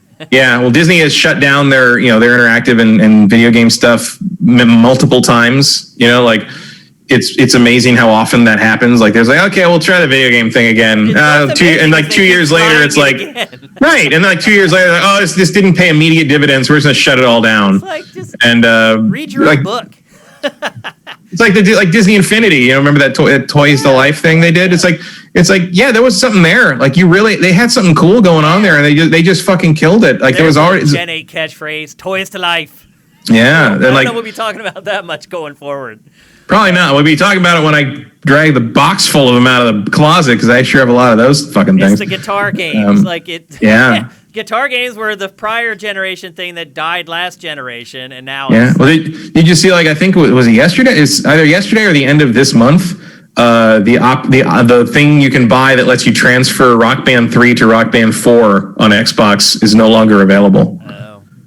Dude, they put out DLC for Rock Band 4 every week. Yeah. They have put out DLC for Rock Band 4 every week since Sifted launched. Over 5 years straight of DLC every week.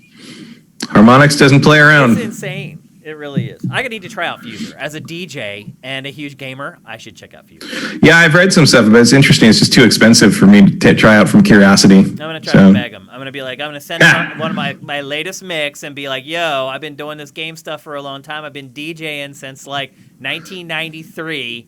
Hook a brother up. What is it? What kind of game is it? Is it just a DJ? Just DJs? Yeah. Yeah, one of my friends, Pete Moss, has a track in the game. And he's underground. He is underground house DJ. I don't think he's ever played to a crowd bigger than 3,000 people. And he's in the game. It's amazing.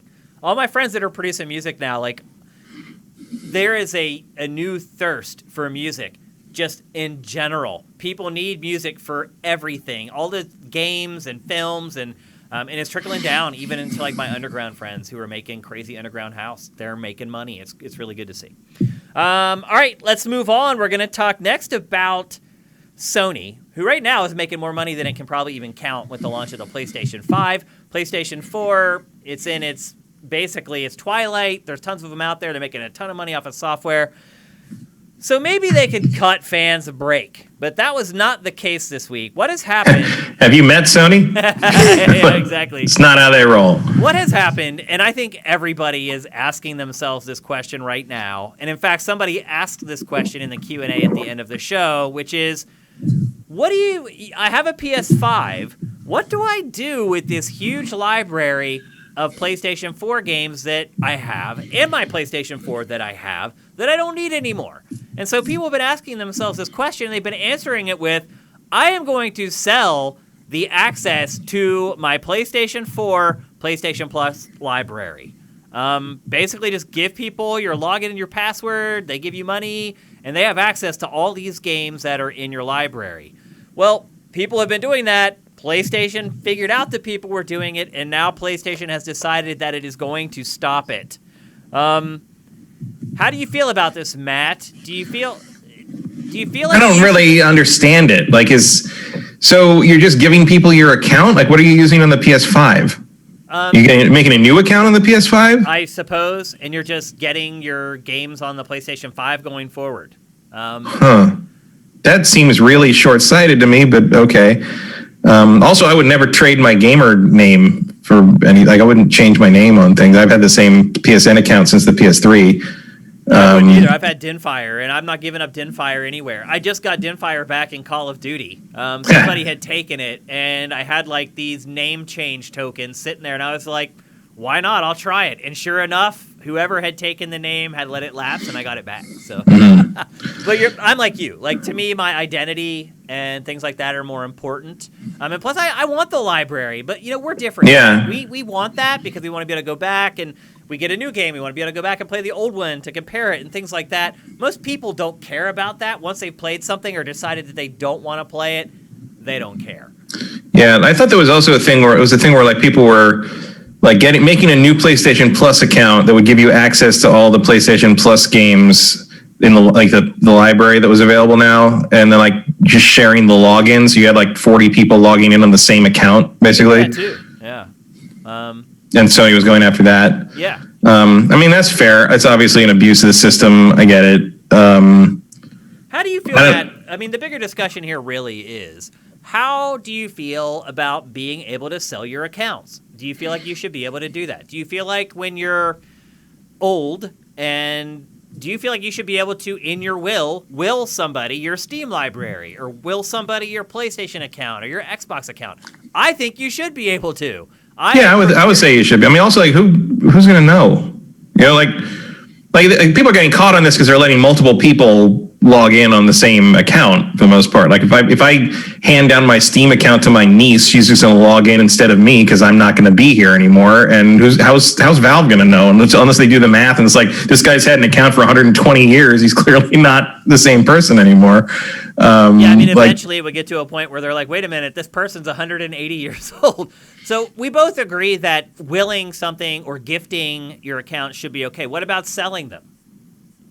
I mean, I would consider selling them kind of a risk because you're selling something that has like your personal information to some degree. If you feel like you can scrub it enough, like, fine, sure. Like, but the question is, should you be able to? Like, should Steam be able to stop us from selling our Steam libraries? I mean, I don't see why they should be able to. Why should they be able to? I can't think of a single reason why they should be able to.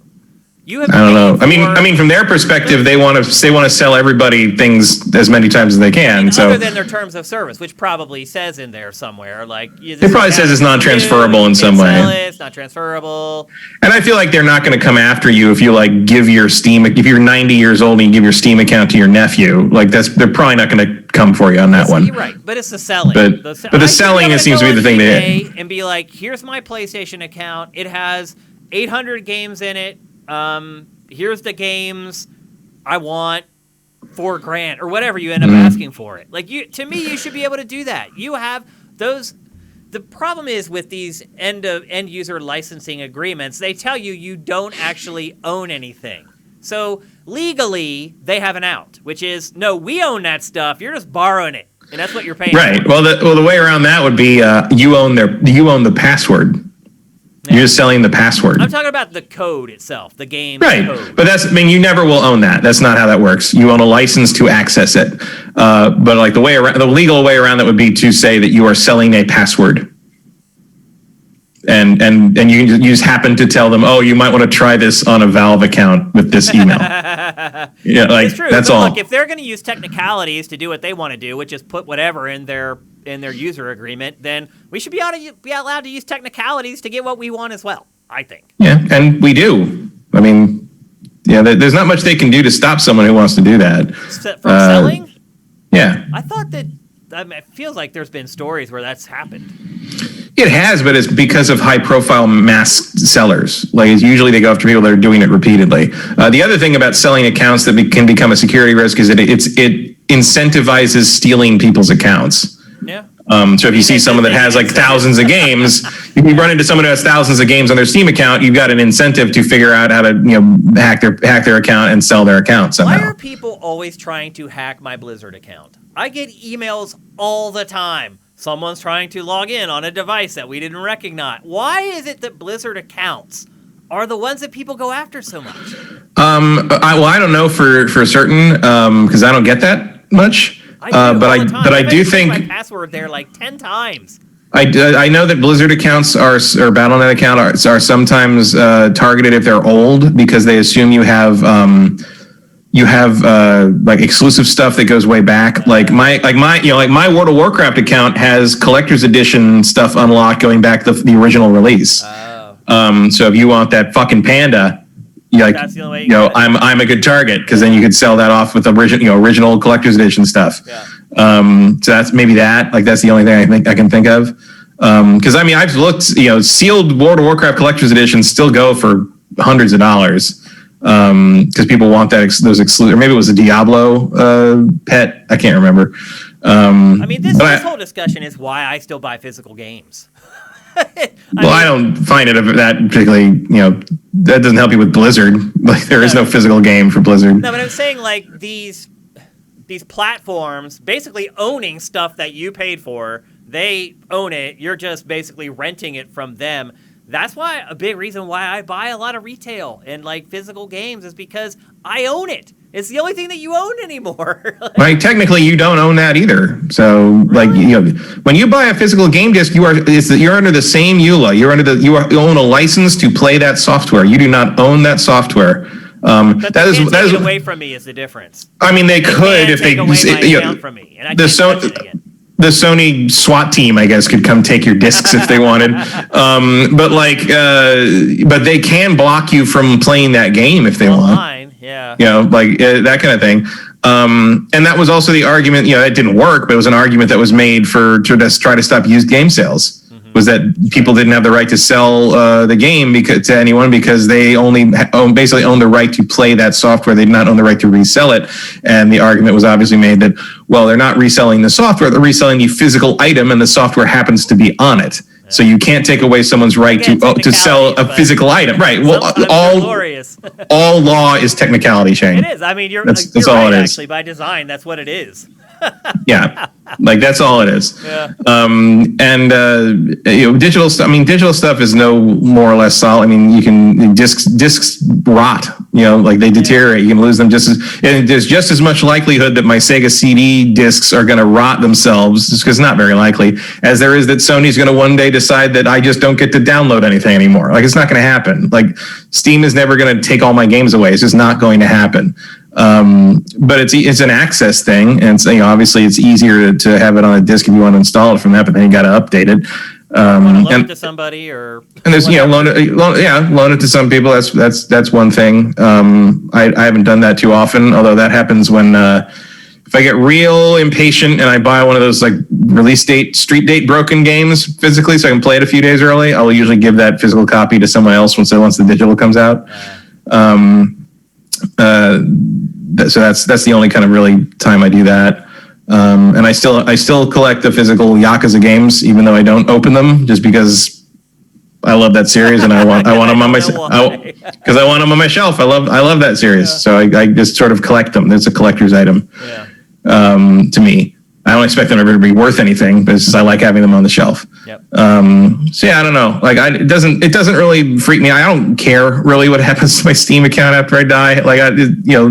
Someone else can figure that out. It's not a big deal to me. I'll be honest with you. When I'm 75 or whatever, and I don't care about that library anymore, I want to sell it. I'll just be perfectly honest, and I want to sell my PlayStation Plus account, and I'm gonna want to sell my Xbox Live account. I'm gonna. And those things by then should be worth a ton of money. Imagine how many games I'll have in those libraries by the time 15, 20 years from now.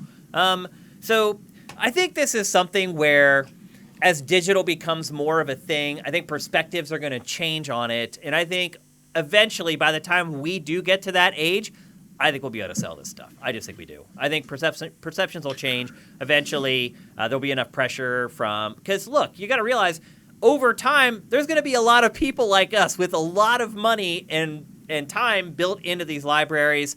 I think eventually they'll relent and we'll be able to sell this stuff, but they're fighting it tooth and nail because they kind of have to.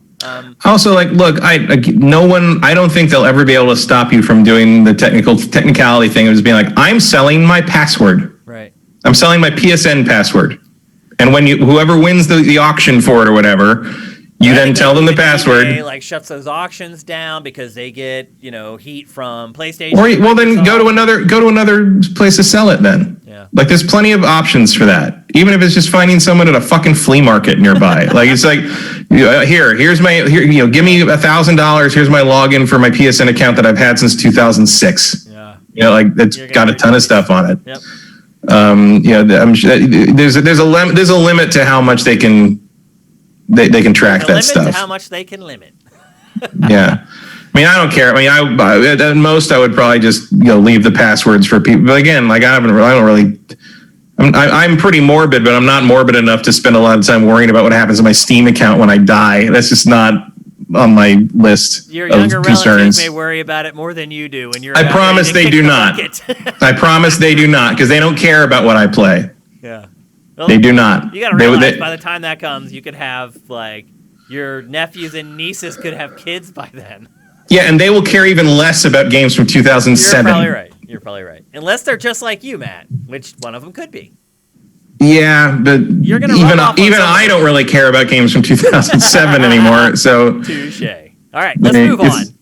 I mentioned earlier we're going to talk because let's not forget the people that get caught selling this stuff. They didn't get caught because they're trying to preserve or pass down their things to other people. They wanted to make some cheap money and keep what they already had. It was just another thing like that. It's a little scam. Yep. I don't have a whole lot of problem with what Sony did on this. I don't have a whole lot of problem with them trying to with these people trying to do what they did. Because they're double dipping is what it is really. Yep.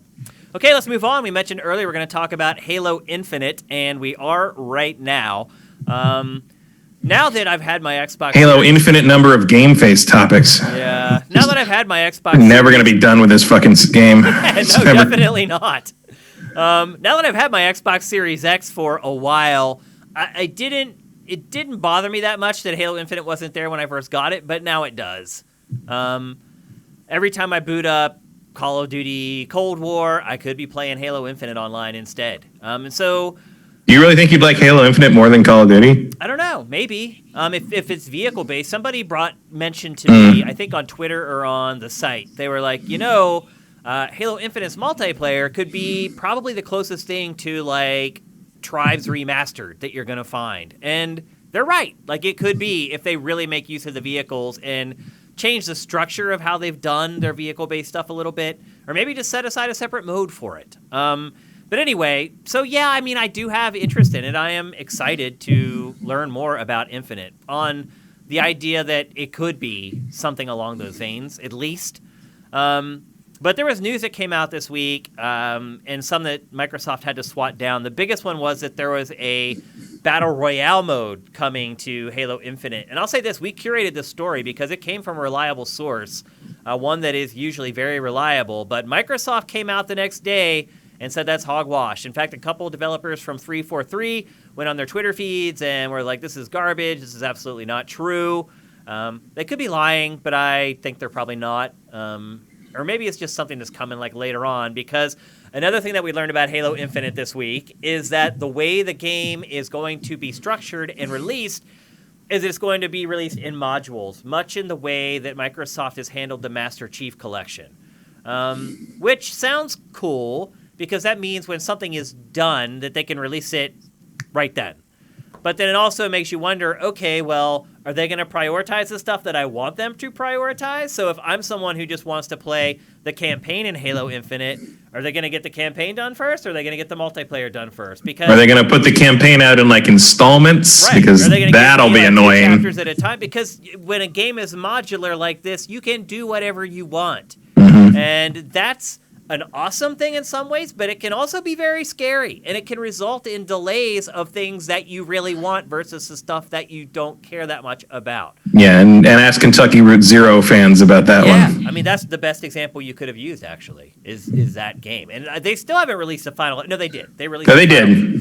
Yeah. Yeah, finally. After what, 9 years, 8 years? Yeah, it was like a year ago. It was like last December, this January. Yeah. They finally put out the last episode after like 8 or 9 years of stringing people along. I don't think that's what's going to happen with Infinite. I do think they're going to plow forward, and they're trying to get all this stuff done as quickly as they can.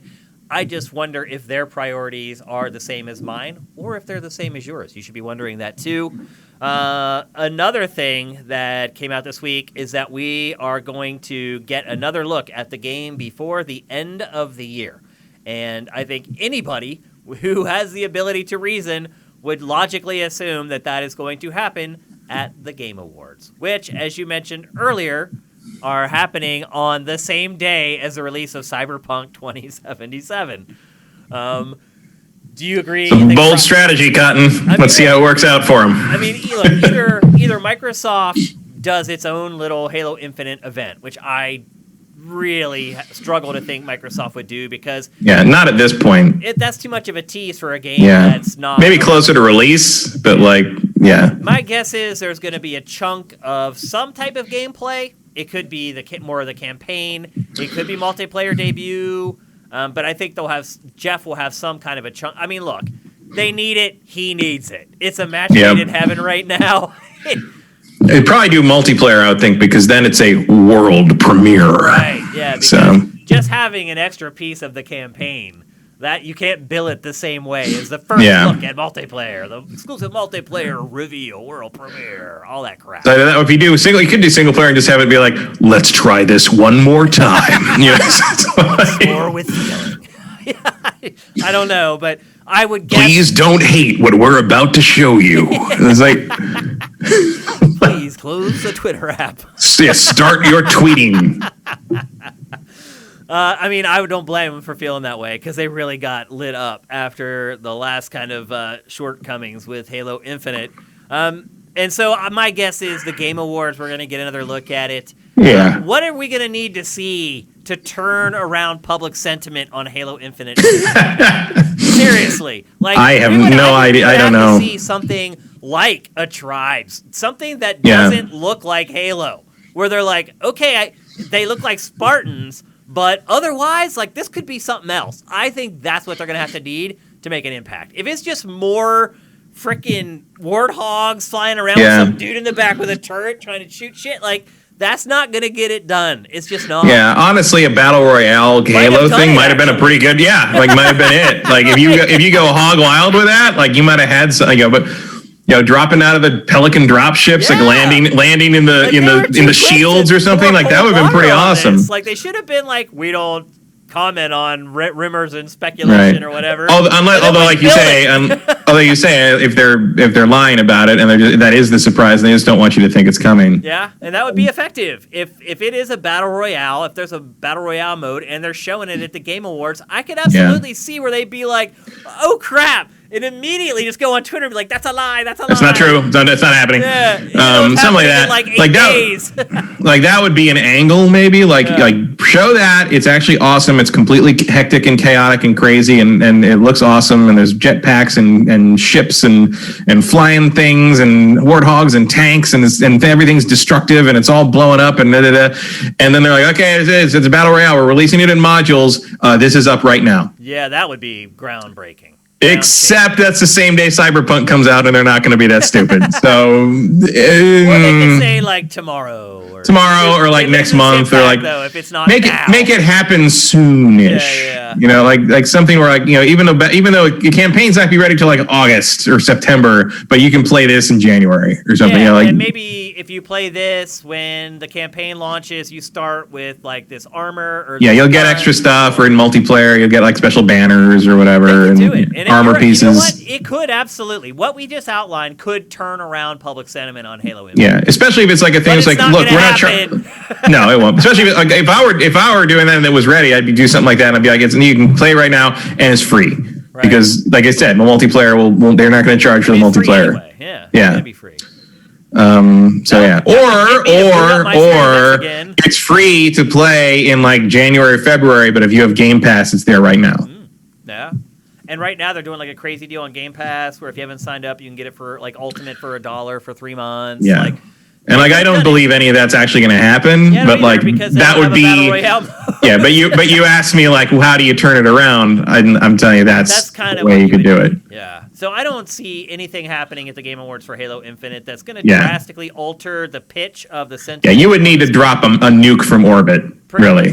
What could? I mean, I think if you showed campaign footage that looked like it was running on a next-gen console, Generation 9 console, and it looked good and fun, I think that's good and fun. Also, like, and something, tease me with something lore-driven or something that feels interesting, something that, like, makes me care about the story for the first time in 3 games, you know? Like what? Like, tell me why I'm supposed to care, because 4 and 5 didn't make me care about anything. Yeah. So like, give me a hook for 6 that, you know, and for Infinite that like makes me want to come back into this universe and care what happens to Master Chief and Cortana and whatever's, you know, he's looking for Cortana obviously, but like make me care about this universe again, because nothing in that dies or you think he's dead. Like, it changes everything, and I think a big part of the reason Halo has kind of lost a lot of its luster is it's almost like a case of crying wolf. And look, it happens with almost every franchise when you get into like the 5th installment, the 6th installment.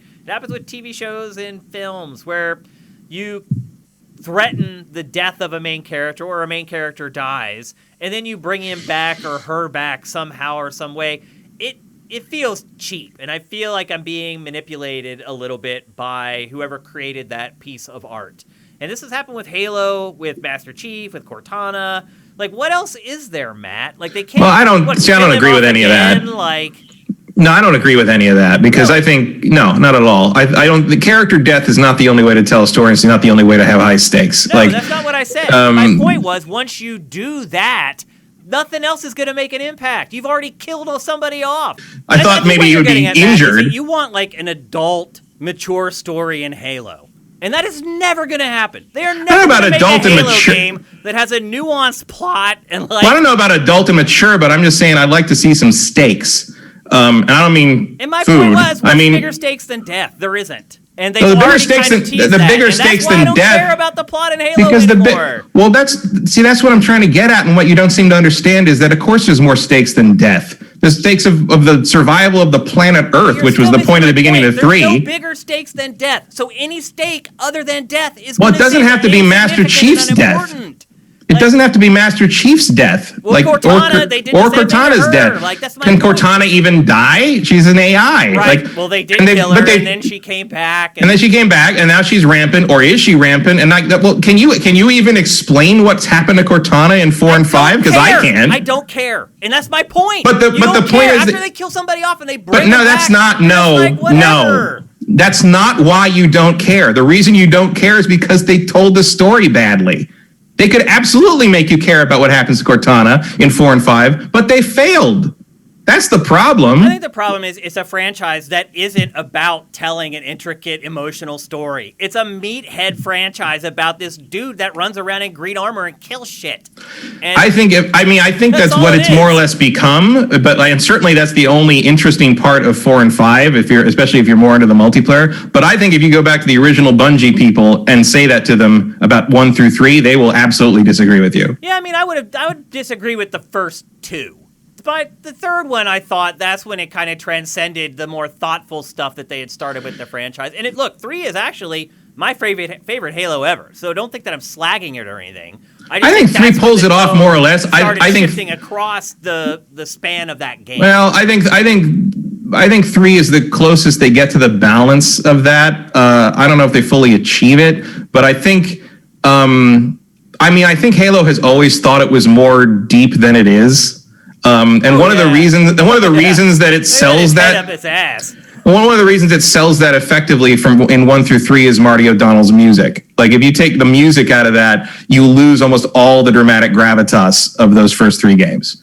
Like, I don't think anyone would argue like that opening shot of Halo 3 where you're watching him sort of come back in the atmosphere, and Jennifer Hale's doing the monologue about, I got to pick who I wanted of all the Spartans, and then you had that extra thing that no one else had, which was luck.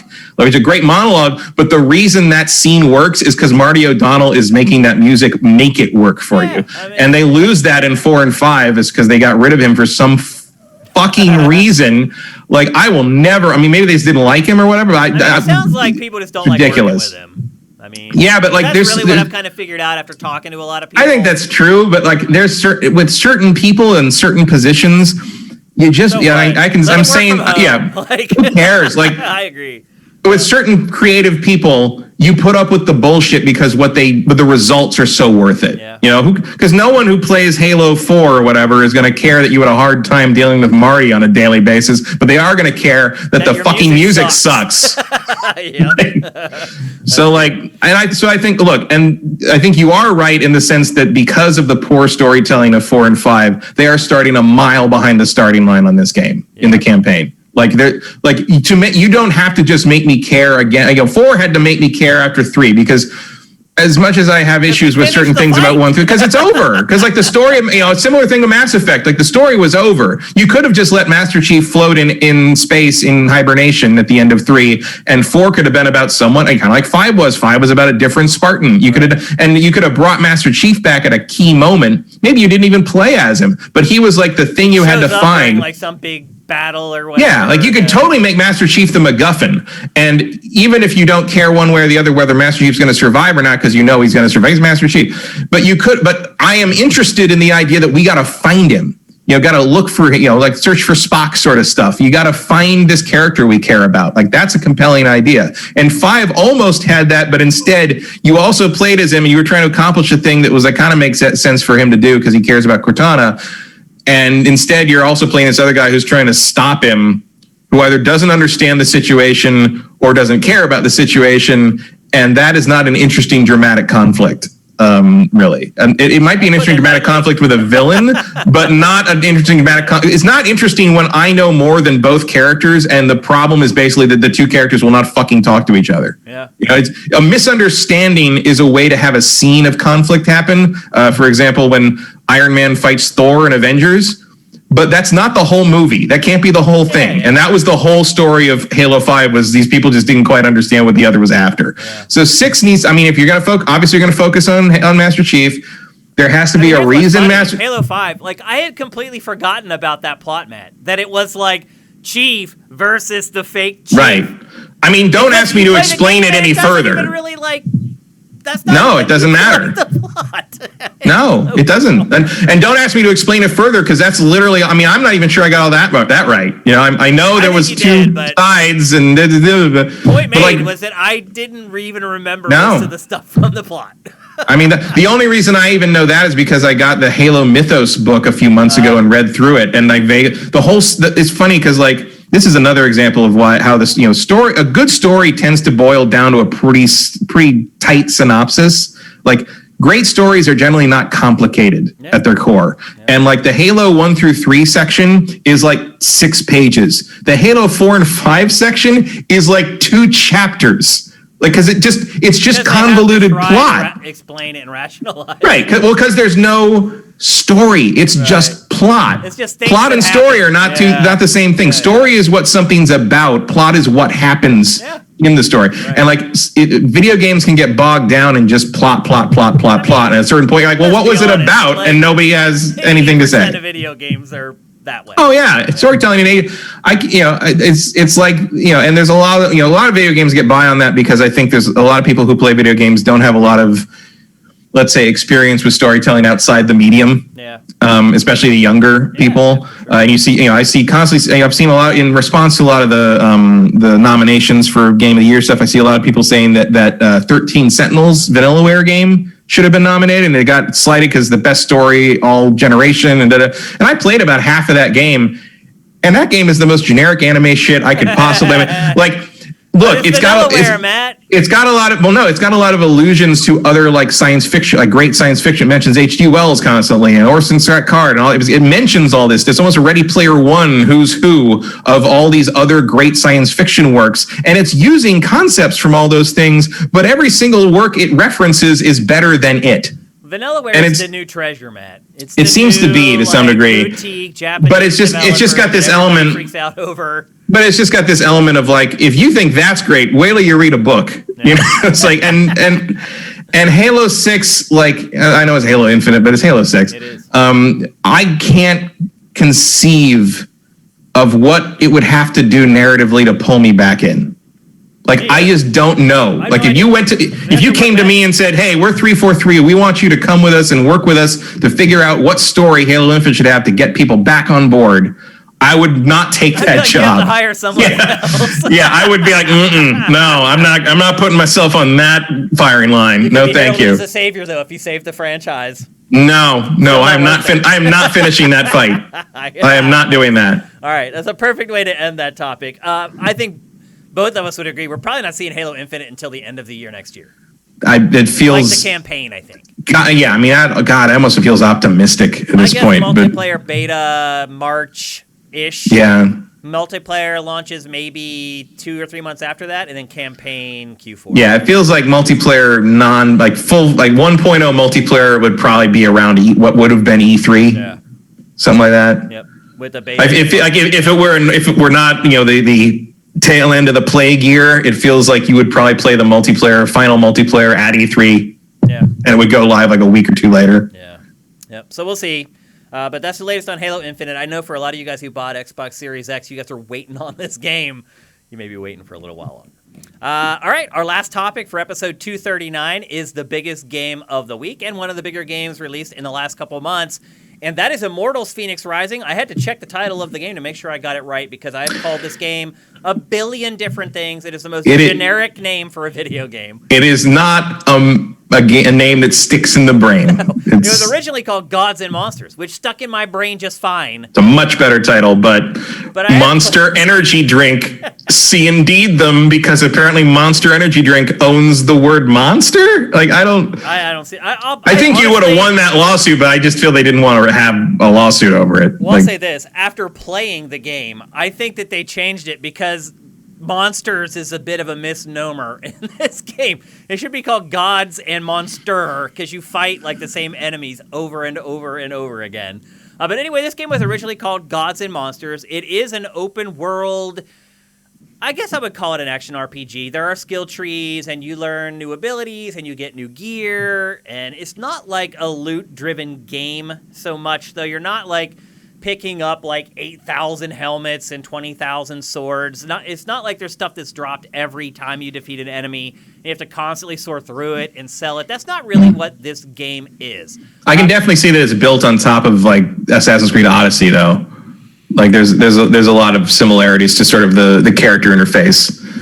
They just took away all the loot. Like same like Valhalla, they're like, okay, you only get one of this kind of axe. We're not going to give you 4,000 bearded axes that you have to like break down and sell all the time. Yeah, they've simplified it a lot, and because a big part of the game is this game is based loosely on Greek mythology. It is a comedic game. It tries to be funny from the beginning until the end. And I will say, I have not finished the game yet. I've played about 20 hours. I think I'm not too far away. I don't think this game is as big as most Assassin's Creed games. But because it is based on Greek mythology, loosely, like when you first start the game, you're basically collecting like all the items of the Greek gods. So you get like your bow and your sword, and they're all attached to some famous Greek deity that you've probably heard about in the past. And we should also explain. I have not played this yet. Okay. Because it's not out yet. Yep. So. And I've been playing it for a week. I got it from Ubisoft quite a while ago, so I've had a good chance to really dive into it. Yeah, I think it goes live in like 2 hours. Yeah. So. And the good news is you're going to hear this when the game is for sale. You're going to get my opinion on the game the same day it goes up for sale for you guys. So if you're sitting on the fence, you're wondering about this game, hopefully this helps. So when you first start the game, you're kind of collecting all your items. And it doubles as like the the training section for the game. So they give you your first sword, and then they show you how to use your sword. And then they give you your wings, and then they teach you how to use your wings to glide. And then eventually you get the upgrade to your wings that allows you to do more than just double jump and actually glide from one thing to another. And it slowly builds up. And then the game starts proper. The epilogue for this is a good 2 hours long, something like that, before it finally puts up the game's logo on the screen and starts the game proper. Now, Matt is right. The interface, the UI and stuff like that, and kind of the structure on how you build out your character and how items are handled are very much like Assassin's Creed. And it's an open world game. It is the same. It's the same team as Odyssey. Yeah. But It basically came out of when they were doing the research for all the mythology for the DLC stuff. Yeah. They're like, wouldn't it be fun if we could go a little more, straightforward with it and have fun with it? And so that's where this game apparently came from. Also from somebody clearly played Breath of the Wild. Yes. Well, that's what I'm getting to. So it does have elements of Ubisoft's other open world games, but it is really different. And when I say different, it's different in pretty much all the same ways that Breath of the Wild is different than other open world games. So there is a huge open world, just like Breath of the Wild, and there are tons of locations to discover and things like that. But most of the levels, so to speak, are rifts. They're these holes in the ground that you jump into. And they're basically the same as the temples from Breath of the Wild. You go inside. Most of the temples in this game are puzzle-driven. There's really hardly any combat inside the temples, and what you're doing is you're picking up steel boxes using your stasis ability, and you're placing them on switches, and then that switch opens up a new walkway that gets you to another platform where there's a bunch of lasers that you have to align to open up another pathway that gets you to another. the famous lasers of Greek mythology. Yeah, exactly. We remember those. Yeah, well, it's light. It's reflecting light or whatever. But that's the type of stuff that you're doing in this game on the regular. Now, so are those as small as the temples, one puzzle at a time, or are they bigger? They're not huge, but they are bigger. I'm trying to think of something that I can compare it to that give you a frame of reference. I keep thinking, I don't know if this is valid, but when I see this game, I keep thinking about Darksiders 2. Where you kind of run around this big open world, and then you get to these sort of little dungeon things that are rolling balls into slots, and it's kind of the same. Yeah, I'd agree with that. And then the combat happens in the open world, and there are missions out in the open world where they'll say, go to this location and kill this creature or whatever, and that tends to be where the combat takes place. But overall, this game is much more of a puzzle platformer type game than it is an open world action RPG that's driven by combat. And the combat isn't bad. It has all the tools that you need. It has a parry, it has a dodge, and there are certain enemies that have attacks that you can't parry or you can't dodge, and there's a rock, paper, scissors thing that gets involved with all that stuff. You have a sword and you have a bow, and you can mix up combos with those. The combat itself, it feels okay. I feel a little detached from what's happening on the screen, to be perfectly honest with you. My biggest complaint about it, really, though, is that it doesn't evolve quickly enough. Over time, you do get new abilities and new attacks and things like that, but it takes far too long for them to kind of layer on the new stuff. So you'll get in a position where you have X number of abilities, and you'll use those abilities for a good while before you get an upgrade. So the upgrades are slow. The pace of the game overall is slow. It's just not one of those games where you have this big epic moment and then you see a cutscene and then it shoves you on to this next epic moment. There are peaks and valleys in this game, and generally I like that in video games, and I do like it in this one. Unfortunately, the valleys in this game are generally tied to moving the story forward in some way. And I've read a couple reviews about this game, and look, humor is subjective. It's like in last week's episode, we talked about how music is subjective. Matt likes the music in Breath of the Wild. I don't. There's certain things in life that one person can view one way and another person can view another way, and that's totally fine. And humor is one of those things.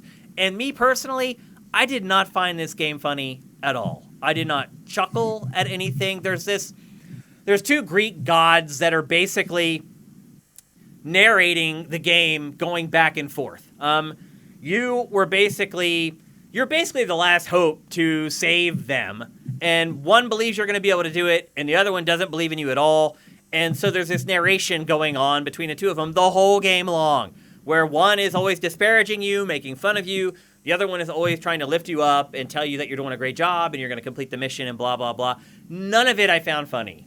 It also has things that I've complained about in other games before, where it has like colloquialisms that are things that we say now that are being said in this game that's supposed to be taking place in Greek mythology. Just words that we use slang in pop culture today that they're saying in the script of this game.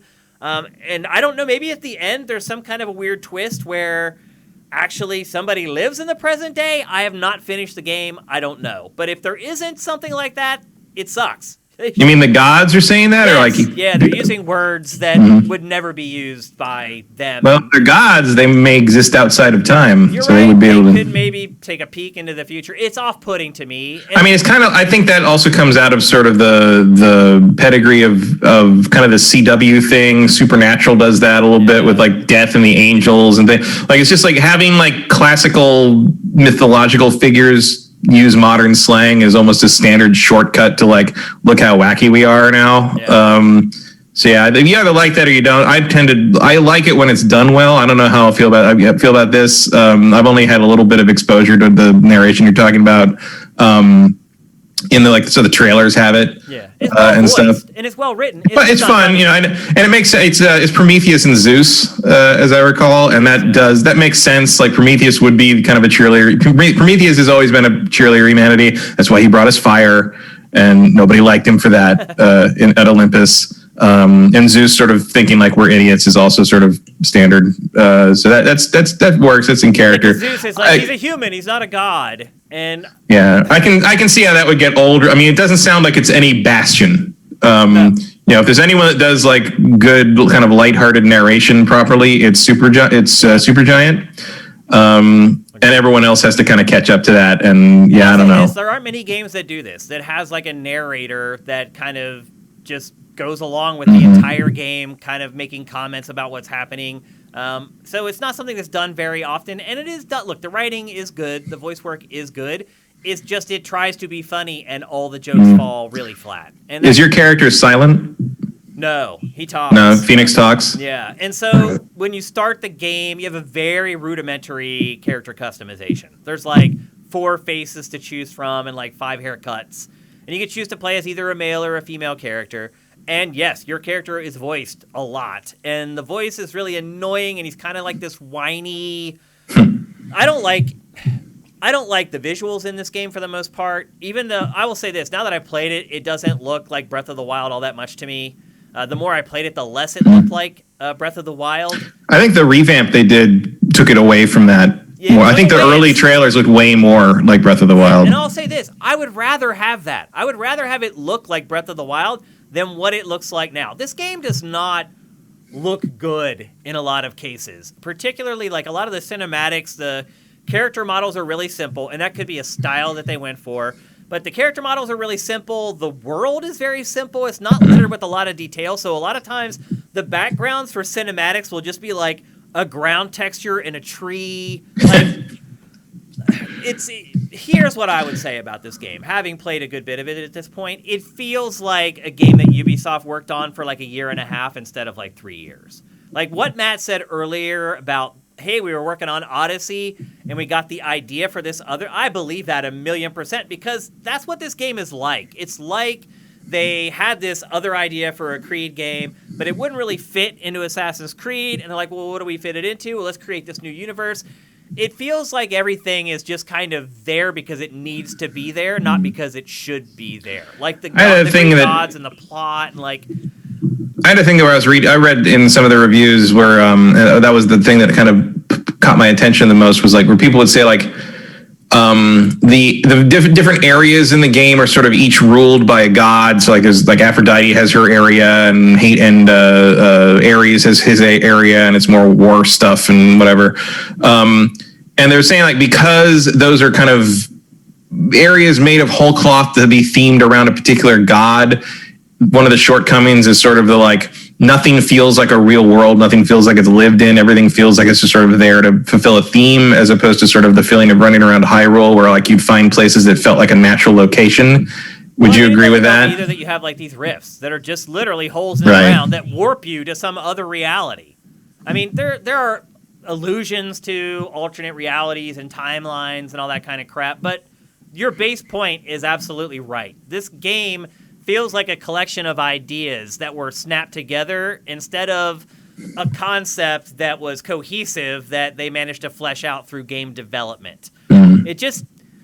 It's a quality game. I haven't had any bugs or issues like that, and that's actually, for a Ubisoft game, it's pretty rare. Yeah, I was going to say, like, given the last two they put out, that's pretty impressive. Yeah, and the voice acting is great, the writing is good, the graphics engine is fine, and the visuals are okay. It's just missing any sort of a spark.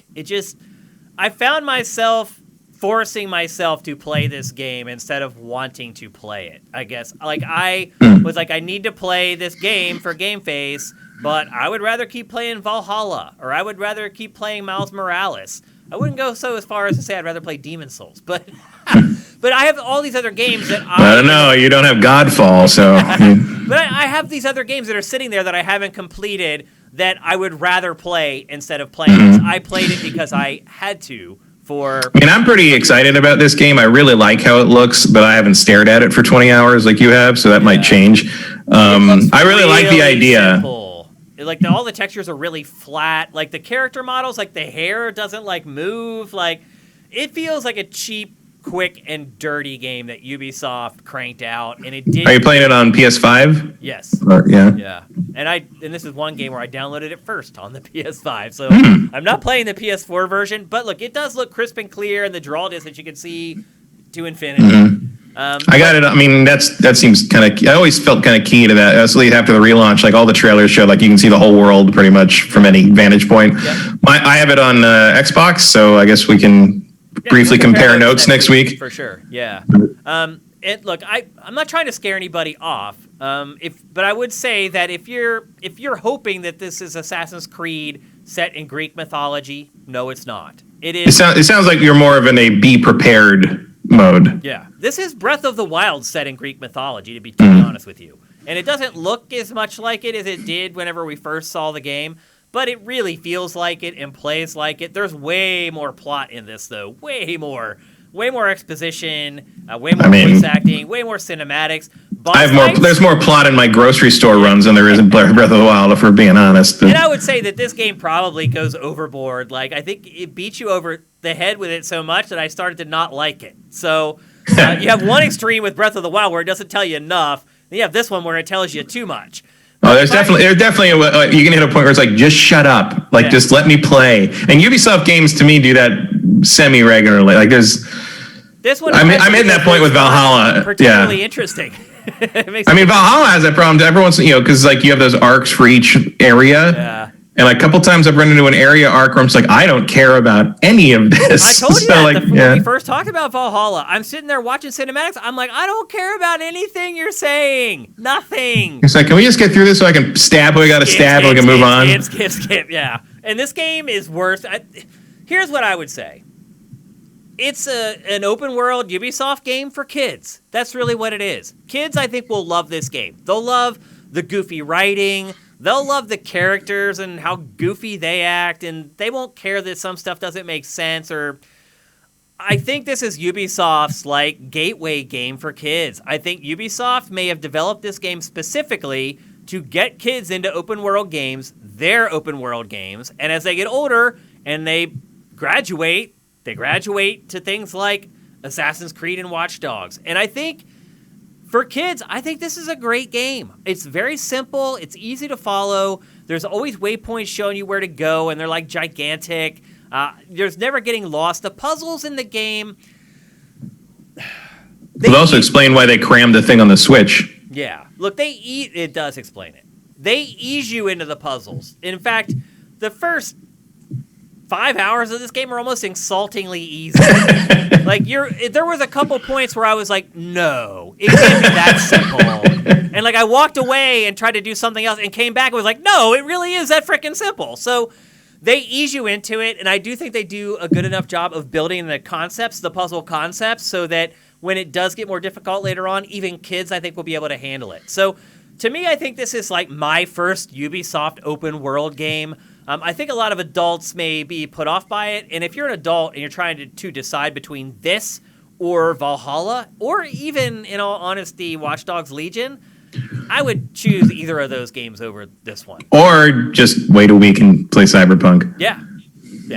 That's really the smart move. That's really what you should do, is forget all those games and buy Cyberpunk on December 10th.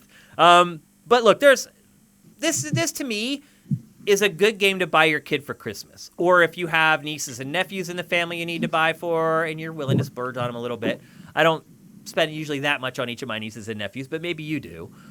This is a great game for them. And if you I only have 2, so. Yeah, I have a lot. I have like 12 nieces and nephews at this point. But if you're looking like for a game that could get somebody young into gaming, that could blossom into them becoming a gamer like you are, and you want to have that connection with someone in your family, I think this is a great game to buy.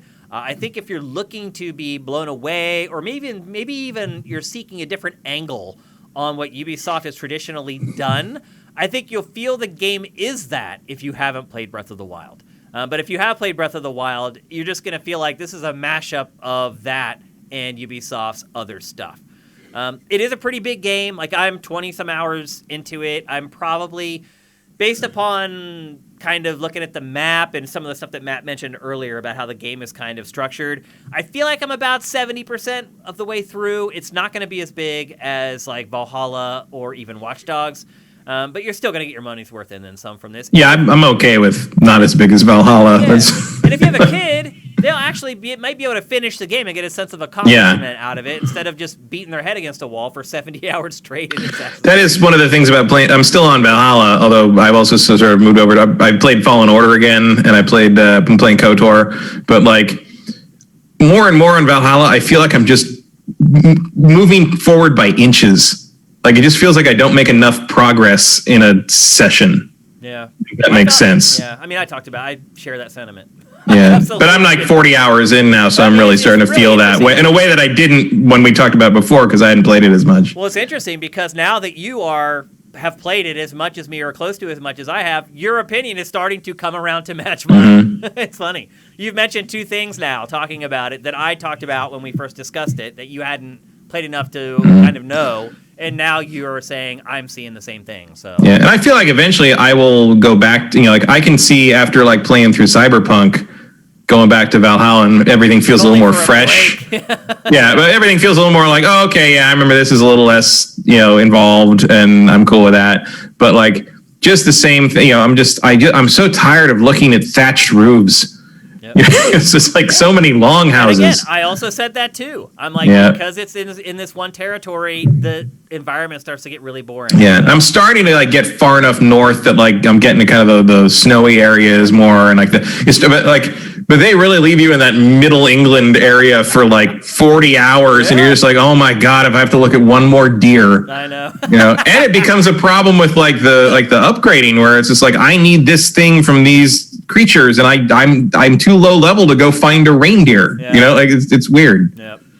So anyway, we'll talk about this game again next week after Matt has had a chance to play it, and I'll be looking forward to hear his impressions of the game. But just wanted to give you guys at least a good rough overview from the first 20-ish hours to know whether you want to pick it up today, because you guys are watching this the next day as it's the archive. So I think you probably have a good idea. I will say this, if you're a big fan of Breath of the Wild, buy it. I think you're going to like it. It has a lot of the same elements as far as like the stamina and the climbing and the gliding and the swimming and the running. All of it is governed by stamina, which I freaking hate. I know some of you guys love it, and if you do, you're going to love this freaking game. So if you like Breath of the Wild... If you love arbitrary limits on what you can do at one time, it's a festival out there. It is. It absolutely is. So I think you at least have a good rough idea of what the game is. We'll get into some more nitty-gritty details for next week's episode when Matt has had a chance to play it as well. And with that, it's time to get on with our Q&A. And while the show isn't live today, you guys were great as usual. You responded to our tweet and asked us questions for the end of the show. You also went to the official thread, the official GameFace thread on sifted.net, and asked some questions there. So we have plenty of great questions. Let's get to the first one. This one comes from Jay Lynn. And his question is, I'm really interested in the debate you had with Pachter regarding Epic and Apple. Do you think you'll ever release that as a special outtake episode? Would you also include all the crazy things he says, but you edit out? Thanks for all the hard work. No, I will not do that.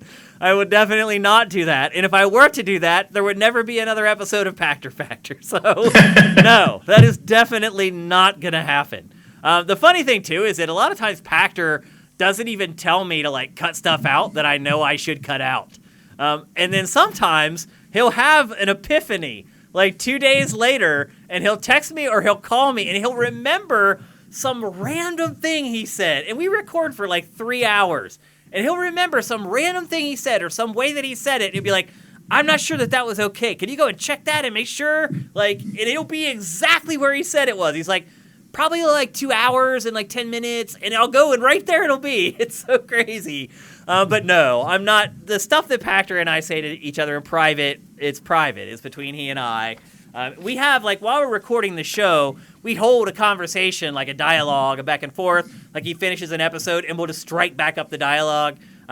There's stuff in there that I say that I don't want out there as well. So, no, that stuff is going to remain. And believe me, there's plenty of stuff that passes between on-camera talent and off-camera people in every TV show that you never get to hear, and there's a good reason for that. Yep. And that happens here, too. So, just leave it at that. Joaquim Dragoon. What do you think of the new Fortnite season? Should more games as a service follow this model? Why is it so successful for Fortnite? Well, I mean, the new season is kind of like a mashup of like a bunch of different stuff. It's like got Galactus in it, but then it's also got like Sparta and like just. Well, they finished Galactus. They beat Galactus, and the new one I've seen that the Mandalorian's in it. Mandalorian, that's right. I mean, look, you could do worse with your live service game than to constantly put the hottest new nerd-related stuff in it. Yeah. I'm sure it works. And the other thing is, like, it all looks pretty good. Like, yeah, they do. The costumes look good. They do a really good job with it. Like, it's and also, I mean, I don't play Fortnite, but I see the videos, I see the stuff that comes up on Sifted when they do the updates on things like that. I think it's really cool that that's one of the only places in the world you can see Marvel and DC characters together in the same game. Yeah, I'm surprised that it's happened.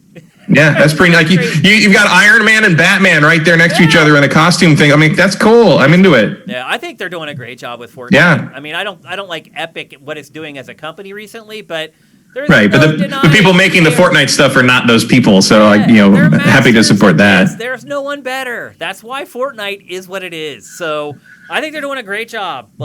Yeah, and they built that game out to like be able to handle all that. That's the thing is people's like, how come Apex Legends doesn't do stuff like? Because Apex Legends can't do that. Like that. You think they could put Galactus in that thing? No, probably not. I'm not without some serious work. But every time it's so big that every pop culture. Whatever, and they all want to be part of it. They want to be in it. Where a lot of games have to ask. These companies are coming to Epic. Like, how do we get in Fortnite? Like, it's an anomaly. It's a phenomenon. Yeah, I mean that's also part of the seeing the Marvel and DC characters like in the same guy. Like that's how powerful and ubiquitous this game is. That Marvel and DC don't even care. They're like whatever. That they're going to be they're because normally they'd be like we don't want to be seen in the same side by side situation as these other characters. And on this thing, there's like no, whatever. Like we got to be part of it, and so they are. Yep. Next question from Zed Saber. What's up, Zed Saber? Hope you're doing good, man. Have you seen the video of older console emulation on the Xbox Series S? Do you think this feature will draw more people into buying the console?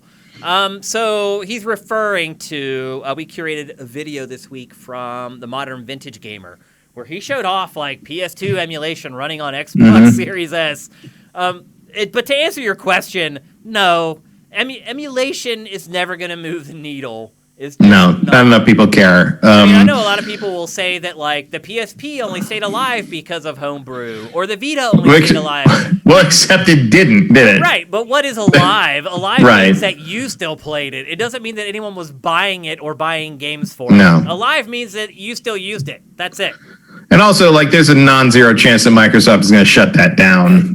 pretty quick. You know, like I think Microsoft is thrilled that people found a way to run RetroArch on the Xbox Series S. Like that's. Do you think this feature will draw more people into buying the console? No, of course not. I know about it. Yeah. No, well, and also you can just put it on your computer. Yeah. You can't need to buy a $300, $500 game console to do that. You can just put it on your computer. Like, it's silly. Yeah. Like, it's. I mean, it's cool that you can do that, I guess, but it's like. Yeah, if you own one and you want to jailbreak it, go for it. I mean, you can just go get a Raspberry Pi and stick it in something if you want to do that. Right. Like, only play games you paid for. Yeah. Swarfier, why doesn't PS5 support Bluetooth headphones? Could that change? Good question. I don't know. Really idiotic. I wasn't even aware of it. I didn't even know that was the case. I have not used headphones with my PS5 yet, now that I think about it. Neither have I, but I wouldn't have guessed that. My guess is Sony's proprietary headset probably isn't Bluetooth. Yeah. I mean, just taking a wild guess at it, I think that's probably what it is. They want you to buy their headset. Yeah, or they want you to talk through the stupid controller. Yeah, which I didn't even realize was like turned on by default. Like I was playing. Yeah, you got to turn that off, Max. And I don't even talk trash when I'm playing Call of Duty. I'll only say something if like I find someone being like a coward or something like that. And I said effing coward. And the guy, I didn't even know the mic was on, and the guy was like, "What do you mean?" And I was like, "Whoa!" I was like, "You ran away and got me killed. It was 2-on-1, and I died because you ran away." But anyway, yeah, you're right. Like, don't if you get a PS5, don't forget the microphone is in the controller and it's on by default. Yeah, you got to press the thing underneath the PlayStation button, and it like a little yellow light that says it's off. Yeah. So like Matt and I always say, if something happens and you don't know why it happens, it's always because of money. So why doesn't the PS5 support Bluetooth headphones? Money. Probably. Next up, I bet they will start supporting it when Sony puts a pair out. Yep, exactly. How about that? Have a Bluetooth headset. They'll have to. Next is a question from actually a mutual friend of Matt and I's, and he used to be my assistant on XPlay, Rob Manuel, who is at 8-Bit Wiz on Twitter. He asks, what do you see as the future of games media as more companies speak directly with their consumers, outlets shrink, and newcomers fail to find footing in video or streaming platforms? I know what the publishers want. They want, and they've talked about this multiple times, and I've been approached a couple times for things like this. They want to have, like, AAA publishers want to have their own sort of in-house, quote-unquote, media centers, like their own, like, kind of media teams that function like a gaming press outlet, but are actually fully controlled by the publisher. So you'd have like a Ubisoft, sort of like the Treehouse. Well, Ubisoft did have that. They did have that. It didn't last too long. They had to clean it out because they were all the people who were sexually harassing. Right. That was also part of that problem. So you got to screen people a little better. Yeah. But I think the movement, at least in their heads right now, I don't know if it'll be successful. But the idea in the heads right now of the biz dev world seems to be sort of emulating the Nintendo Treehouse model. Yeah, I mean, that's been going on for a while. It started with community managers when they started like hiring fans to like manage their social media and stuff like that.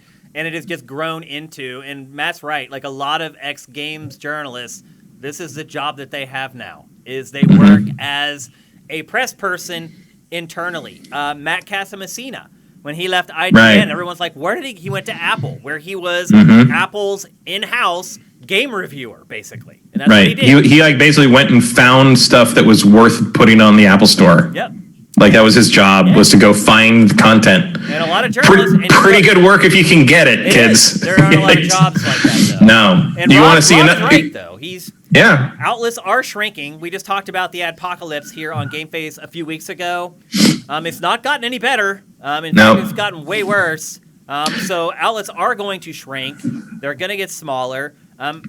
But where does games media go? You're probably right, Matt. It probably is just going to keep shifting more towards... and that's when it gets to the point where there's nobody that you can trust.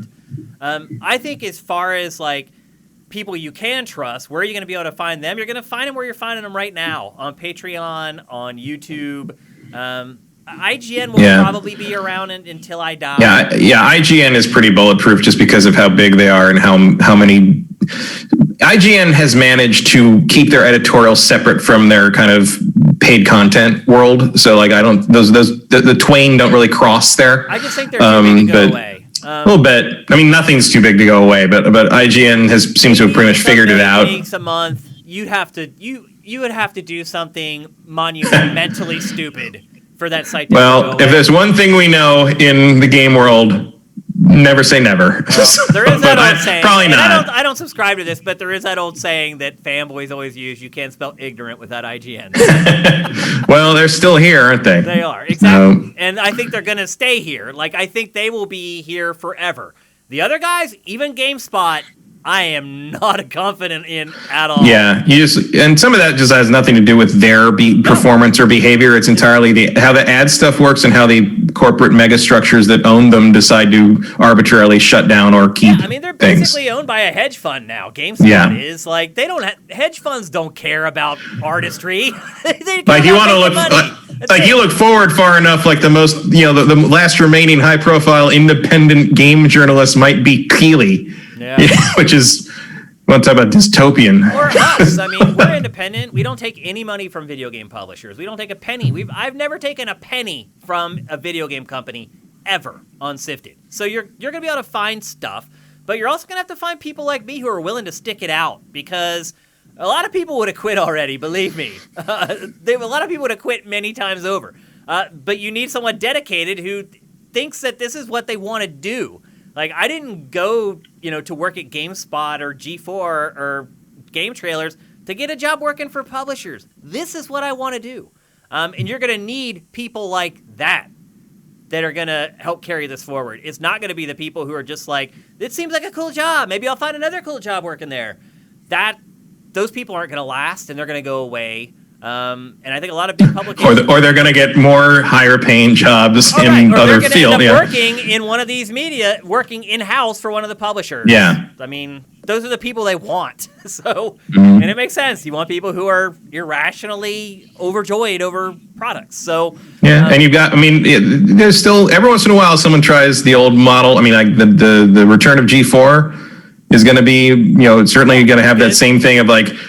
not beholden to anyone, going to tell it how they think it is. So we'll see how long that lasts. Like I'd like to think that there's a place for that. But it's hard.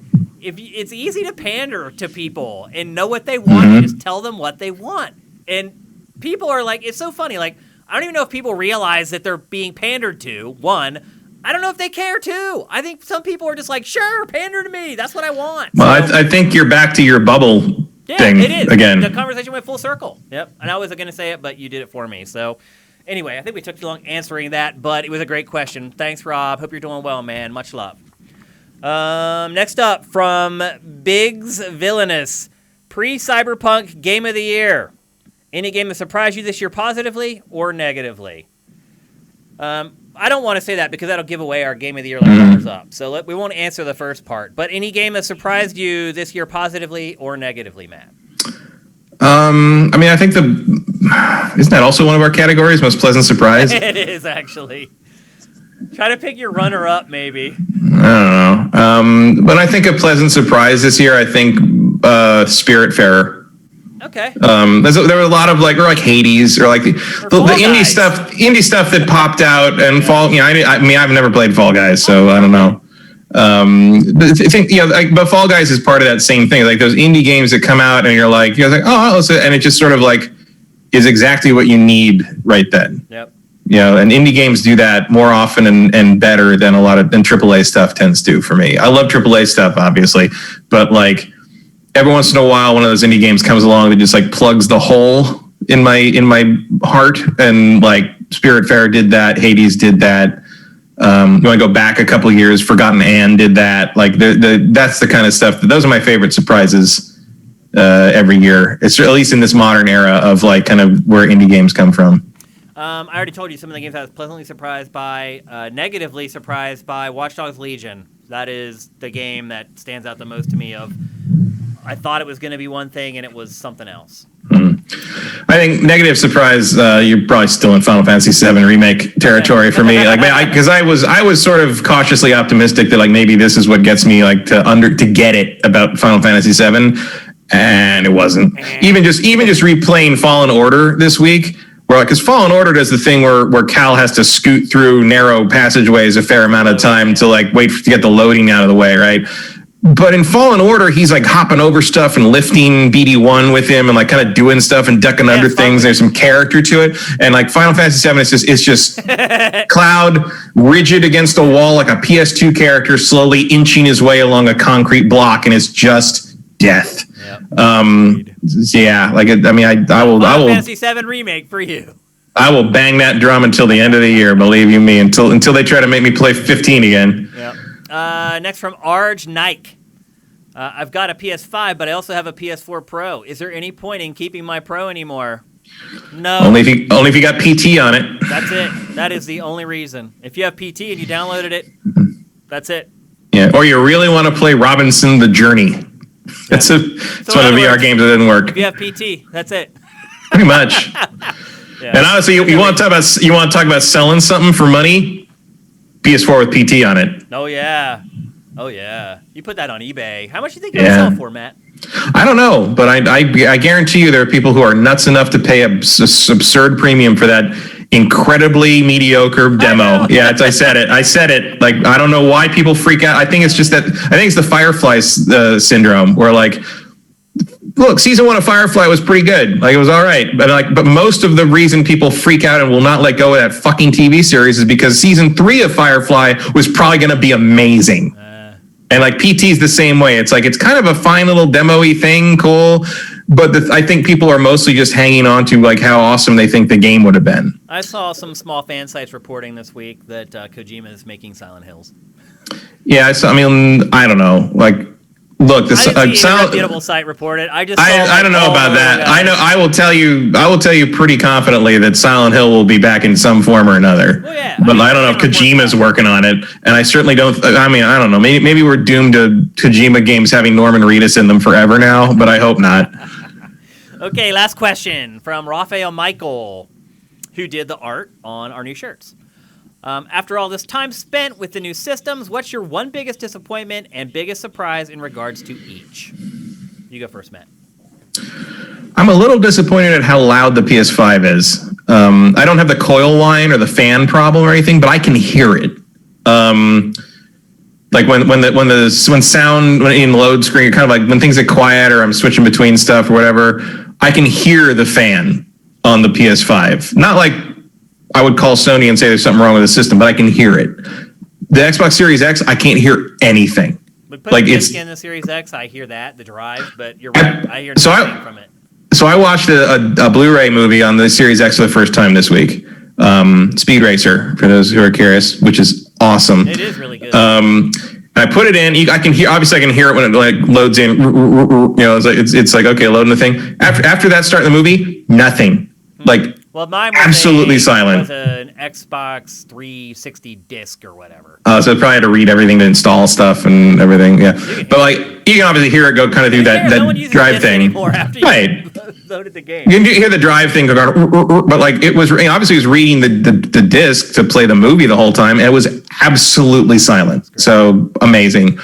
I love that. So that would be my thing. Is like the PS5 is a little. I mean, it's quieter than my. It's quieter, I think, decibel wise than my PS4 Pro. But something about the amplitude, the weight, the quality of the tone of the fan, I can hear it better. It might just be because it's taller. It might just be because it's higher up. It could be, and it could be. And it's bouncing off the wall, and like I think that might be it. Because I haven't heard my PS5, but I do have mine sitting horizontal. So that could be it. Yeah. So that's my one thing on that one. The Xbox.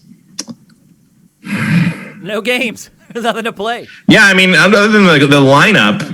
You just asked, what's your biggest disappointment? For me, the Series X. I think for everyone, it's the lack of exclusive software. Yeah, not a lot of new stuff to look forward to or to play right now. I mean, I'm playing most of the stuff I'm playing, like I said, is old. Yeah, I played a lot of Star Wars games that I've already played before. Playing Valhalla, but I'm not going to give the Xbox credit for that. It's just the platform I happen to buy it on. Yeah. I guess it is the lineup when it comes down to it. For me, PlayStation 5, biggest disappointment. I mentioned this a couple weeks ago, or maybe it was last week. The stand As it turns out, you cannot, in fact, attach the stand when the PlayStation 5 is horizontal. It just has to sit on the stand. That is weird. I thought it would like screw it in the back somehow or something. That's no weird. way to do it. You only screw in the stand when the PS5 is vertical. So that is a huge, huge pet peeve for me. I have to move that thing around all the time. Even just setting it on my entertainment center, it's like the stand is so weird. So you put it into the stand, and then it's kind of like crooked. But you can't just move the stand and the console together because it goes, and it'll hop off the stand. Like, it's horrible. I have no idea why Sony decided to design it that way. It's a horrible idea. I realize most of you guys never move your console, but if you ever go to move your PS5, you're going to understand exactly what I'm talking about. Keep in mind, I have to move mine every day, and I think it's horrible design. I don't know why they did it that way. Biggest disappointment with Xbox, no software. Most pleasant surprise for Xbox. I guess the stock controller would be a pleasant surprise. Yeah, the controller's good. I mean, my most pleasant surprise. My most pleasant surprise is still how quiet it is. Yeah. Like, I am amazed at how silent that thing is. It's ridiculous. Stock controller is great. Most pleasant surprise for PlayStation 5. How much I've played it compared to my Xbox Series X. It's been on ever since I got it. I mean, that's a funny thing. Problems they have with standby, but that's the funny thing is, like, so I do have mine turned off. I don't use standby, at least until I'm sure that issue's fixed. I didn't turn my PlayStation 5 on for like 4 days. Wow. I was playing Valhalla, which is on the Xbox. And I'd finished Miles Morales, so I was kind of done, and it was, I wasn't getting pulled back by Godfall. Sorry. Definitely not. But I think I turned it on to do the save transfer for Spider-Man Remastered the day that went live, which was like Thanksgiving, I think. And I didn't touch it until like 2 days ago. And it had to update like all the games. All the games had updates since the last time I turned it on. And I played some stuff on it. But like, most pleasant surprise. Like, I gotta say, the PlayStation 5 is kind of exactly what I was expecting it to be, and not a bad way. Yeah, it's living up to my expectations. Yeah. Hardly ever happens to me anymore with anything. I have to add, I am a skeptic, and so it's very rare. I guess I'm pleasantly surprised by how fast it downloads stuff, because I had a lot of problems with the PS4 sort of like getting stuck on the slow download speeds. It's better at launch than it is now, though, but it is faster than PS4 still. Yeah, it's definitely an improvement. And it also, it stays fast when you're playing other games, which was not true on the PS4 and still isn't true on the Series X. If you have a game open on the Series X, it halves the download speed on my system. And I have to quit everything to get this download speed back up to like 120, 150. It doesn't, especially when you're online. If you're playing a multiplayer mode, I can see. No, I'm playing. I mean, I guess Assassin's Creed does have like Ubisoft Connect stuff in it, but is anything? I actually tested it with KOTOR, and it actually does the same thing. So, and I know KOTOR is not doing anything online. So I think download speeds are nice on this. I was not a make or break thing by any means, but it was nice to notice that I can do anything I want while I'm waiting for this to download, and it's not going to kill my download speed. I'm still going to get that game downloaded in a reasonable amount of time. So that's a nice surprise. Yep. All right, that's it for GameFace episode 239. Thanks to everybody who took a minute to ask us a question on Twitter or on the site. We think we'll be back live next Wednesday. Jared seemed to think he's going to be able to do it. The show may get moved to like Tuesday or Thursday, but that's why I keep telling you guys, follow us on Twitter at Sifted Games. I got some messages on YouTube today. They're like, hey, what happened to the live stream?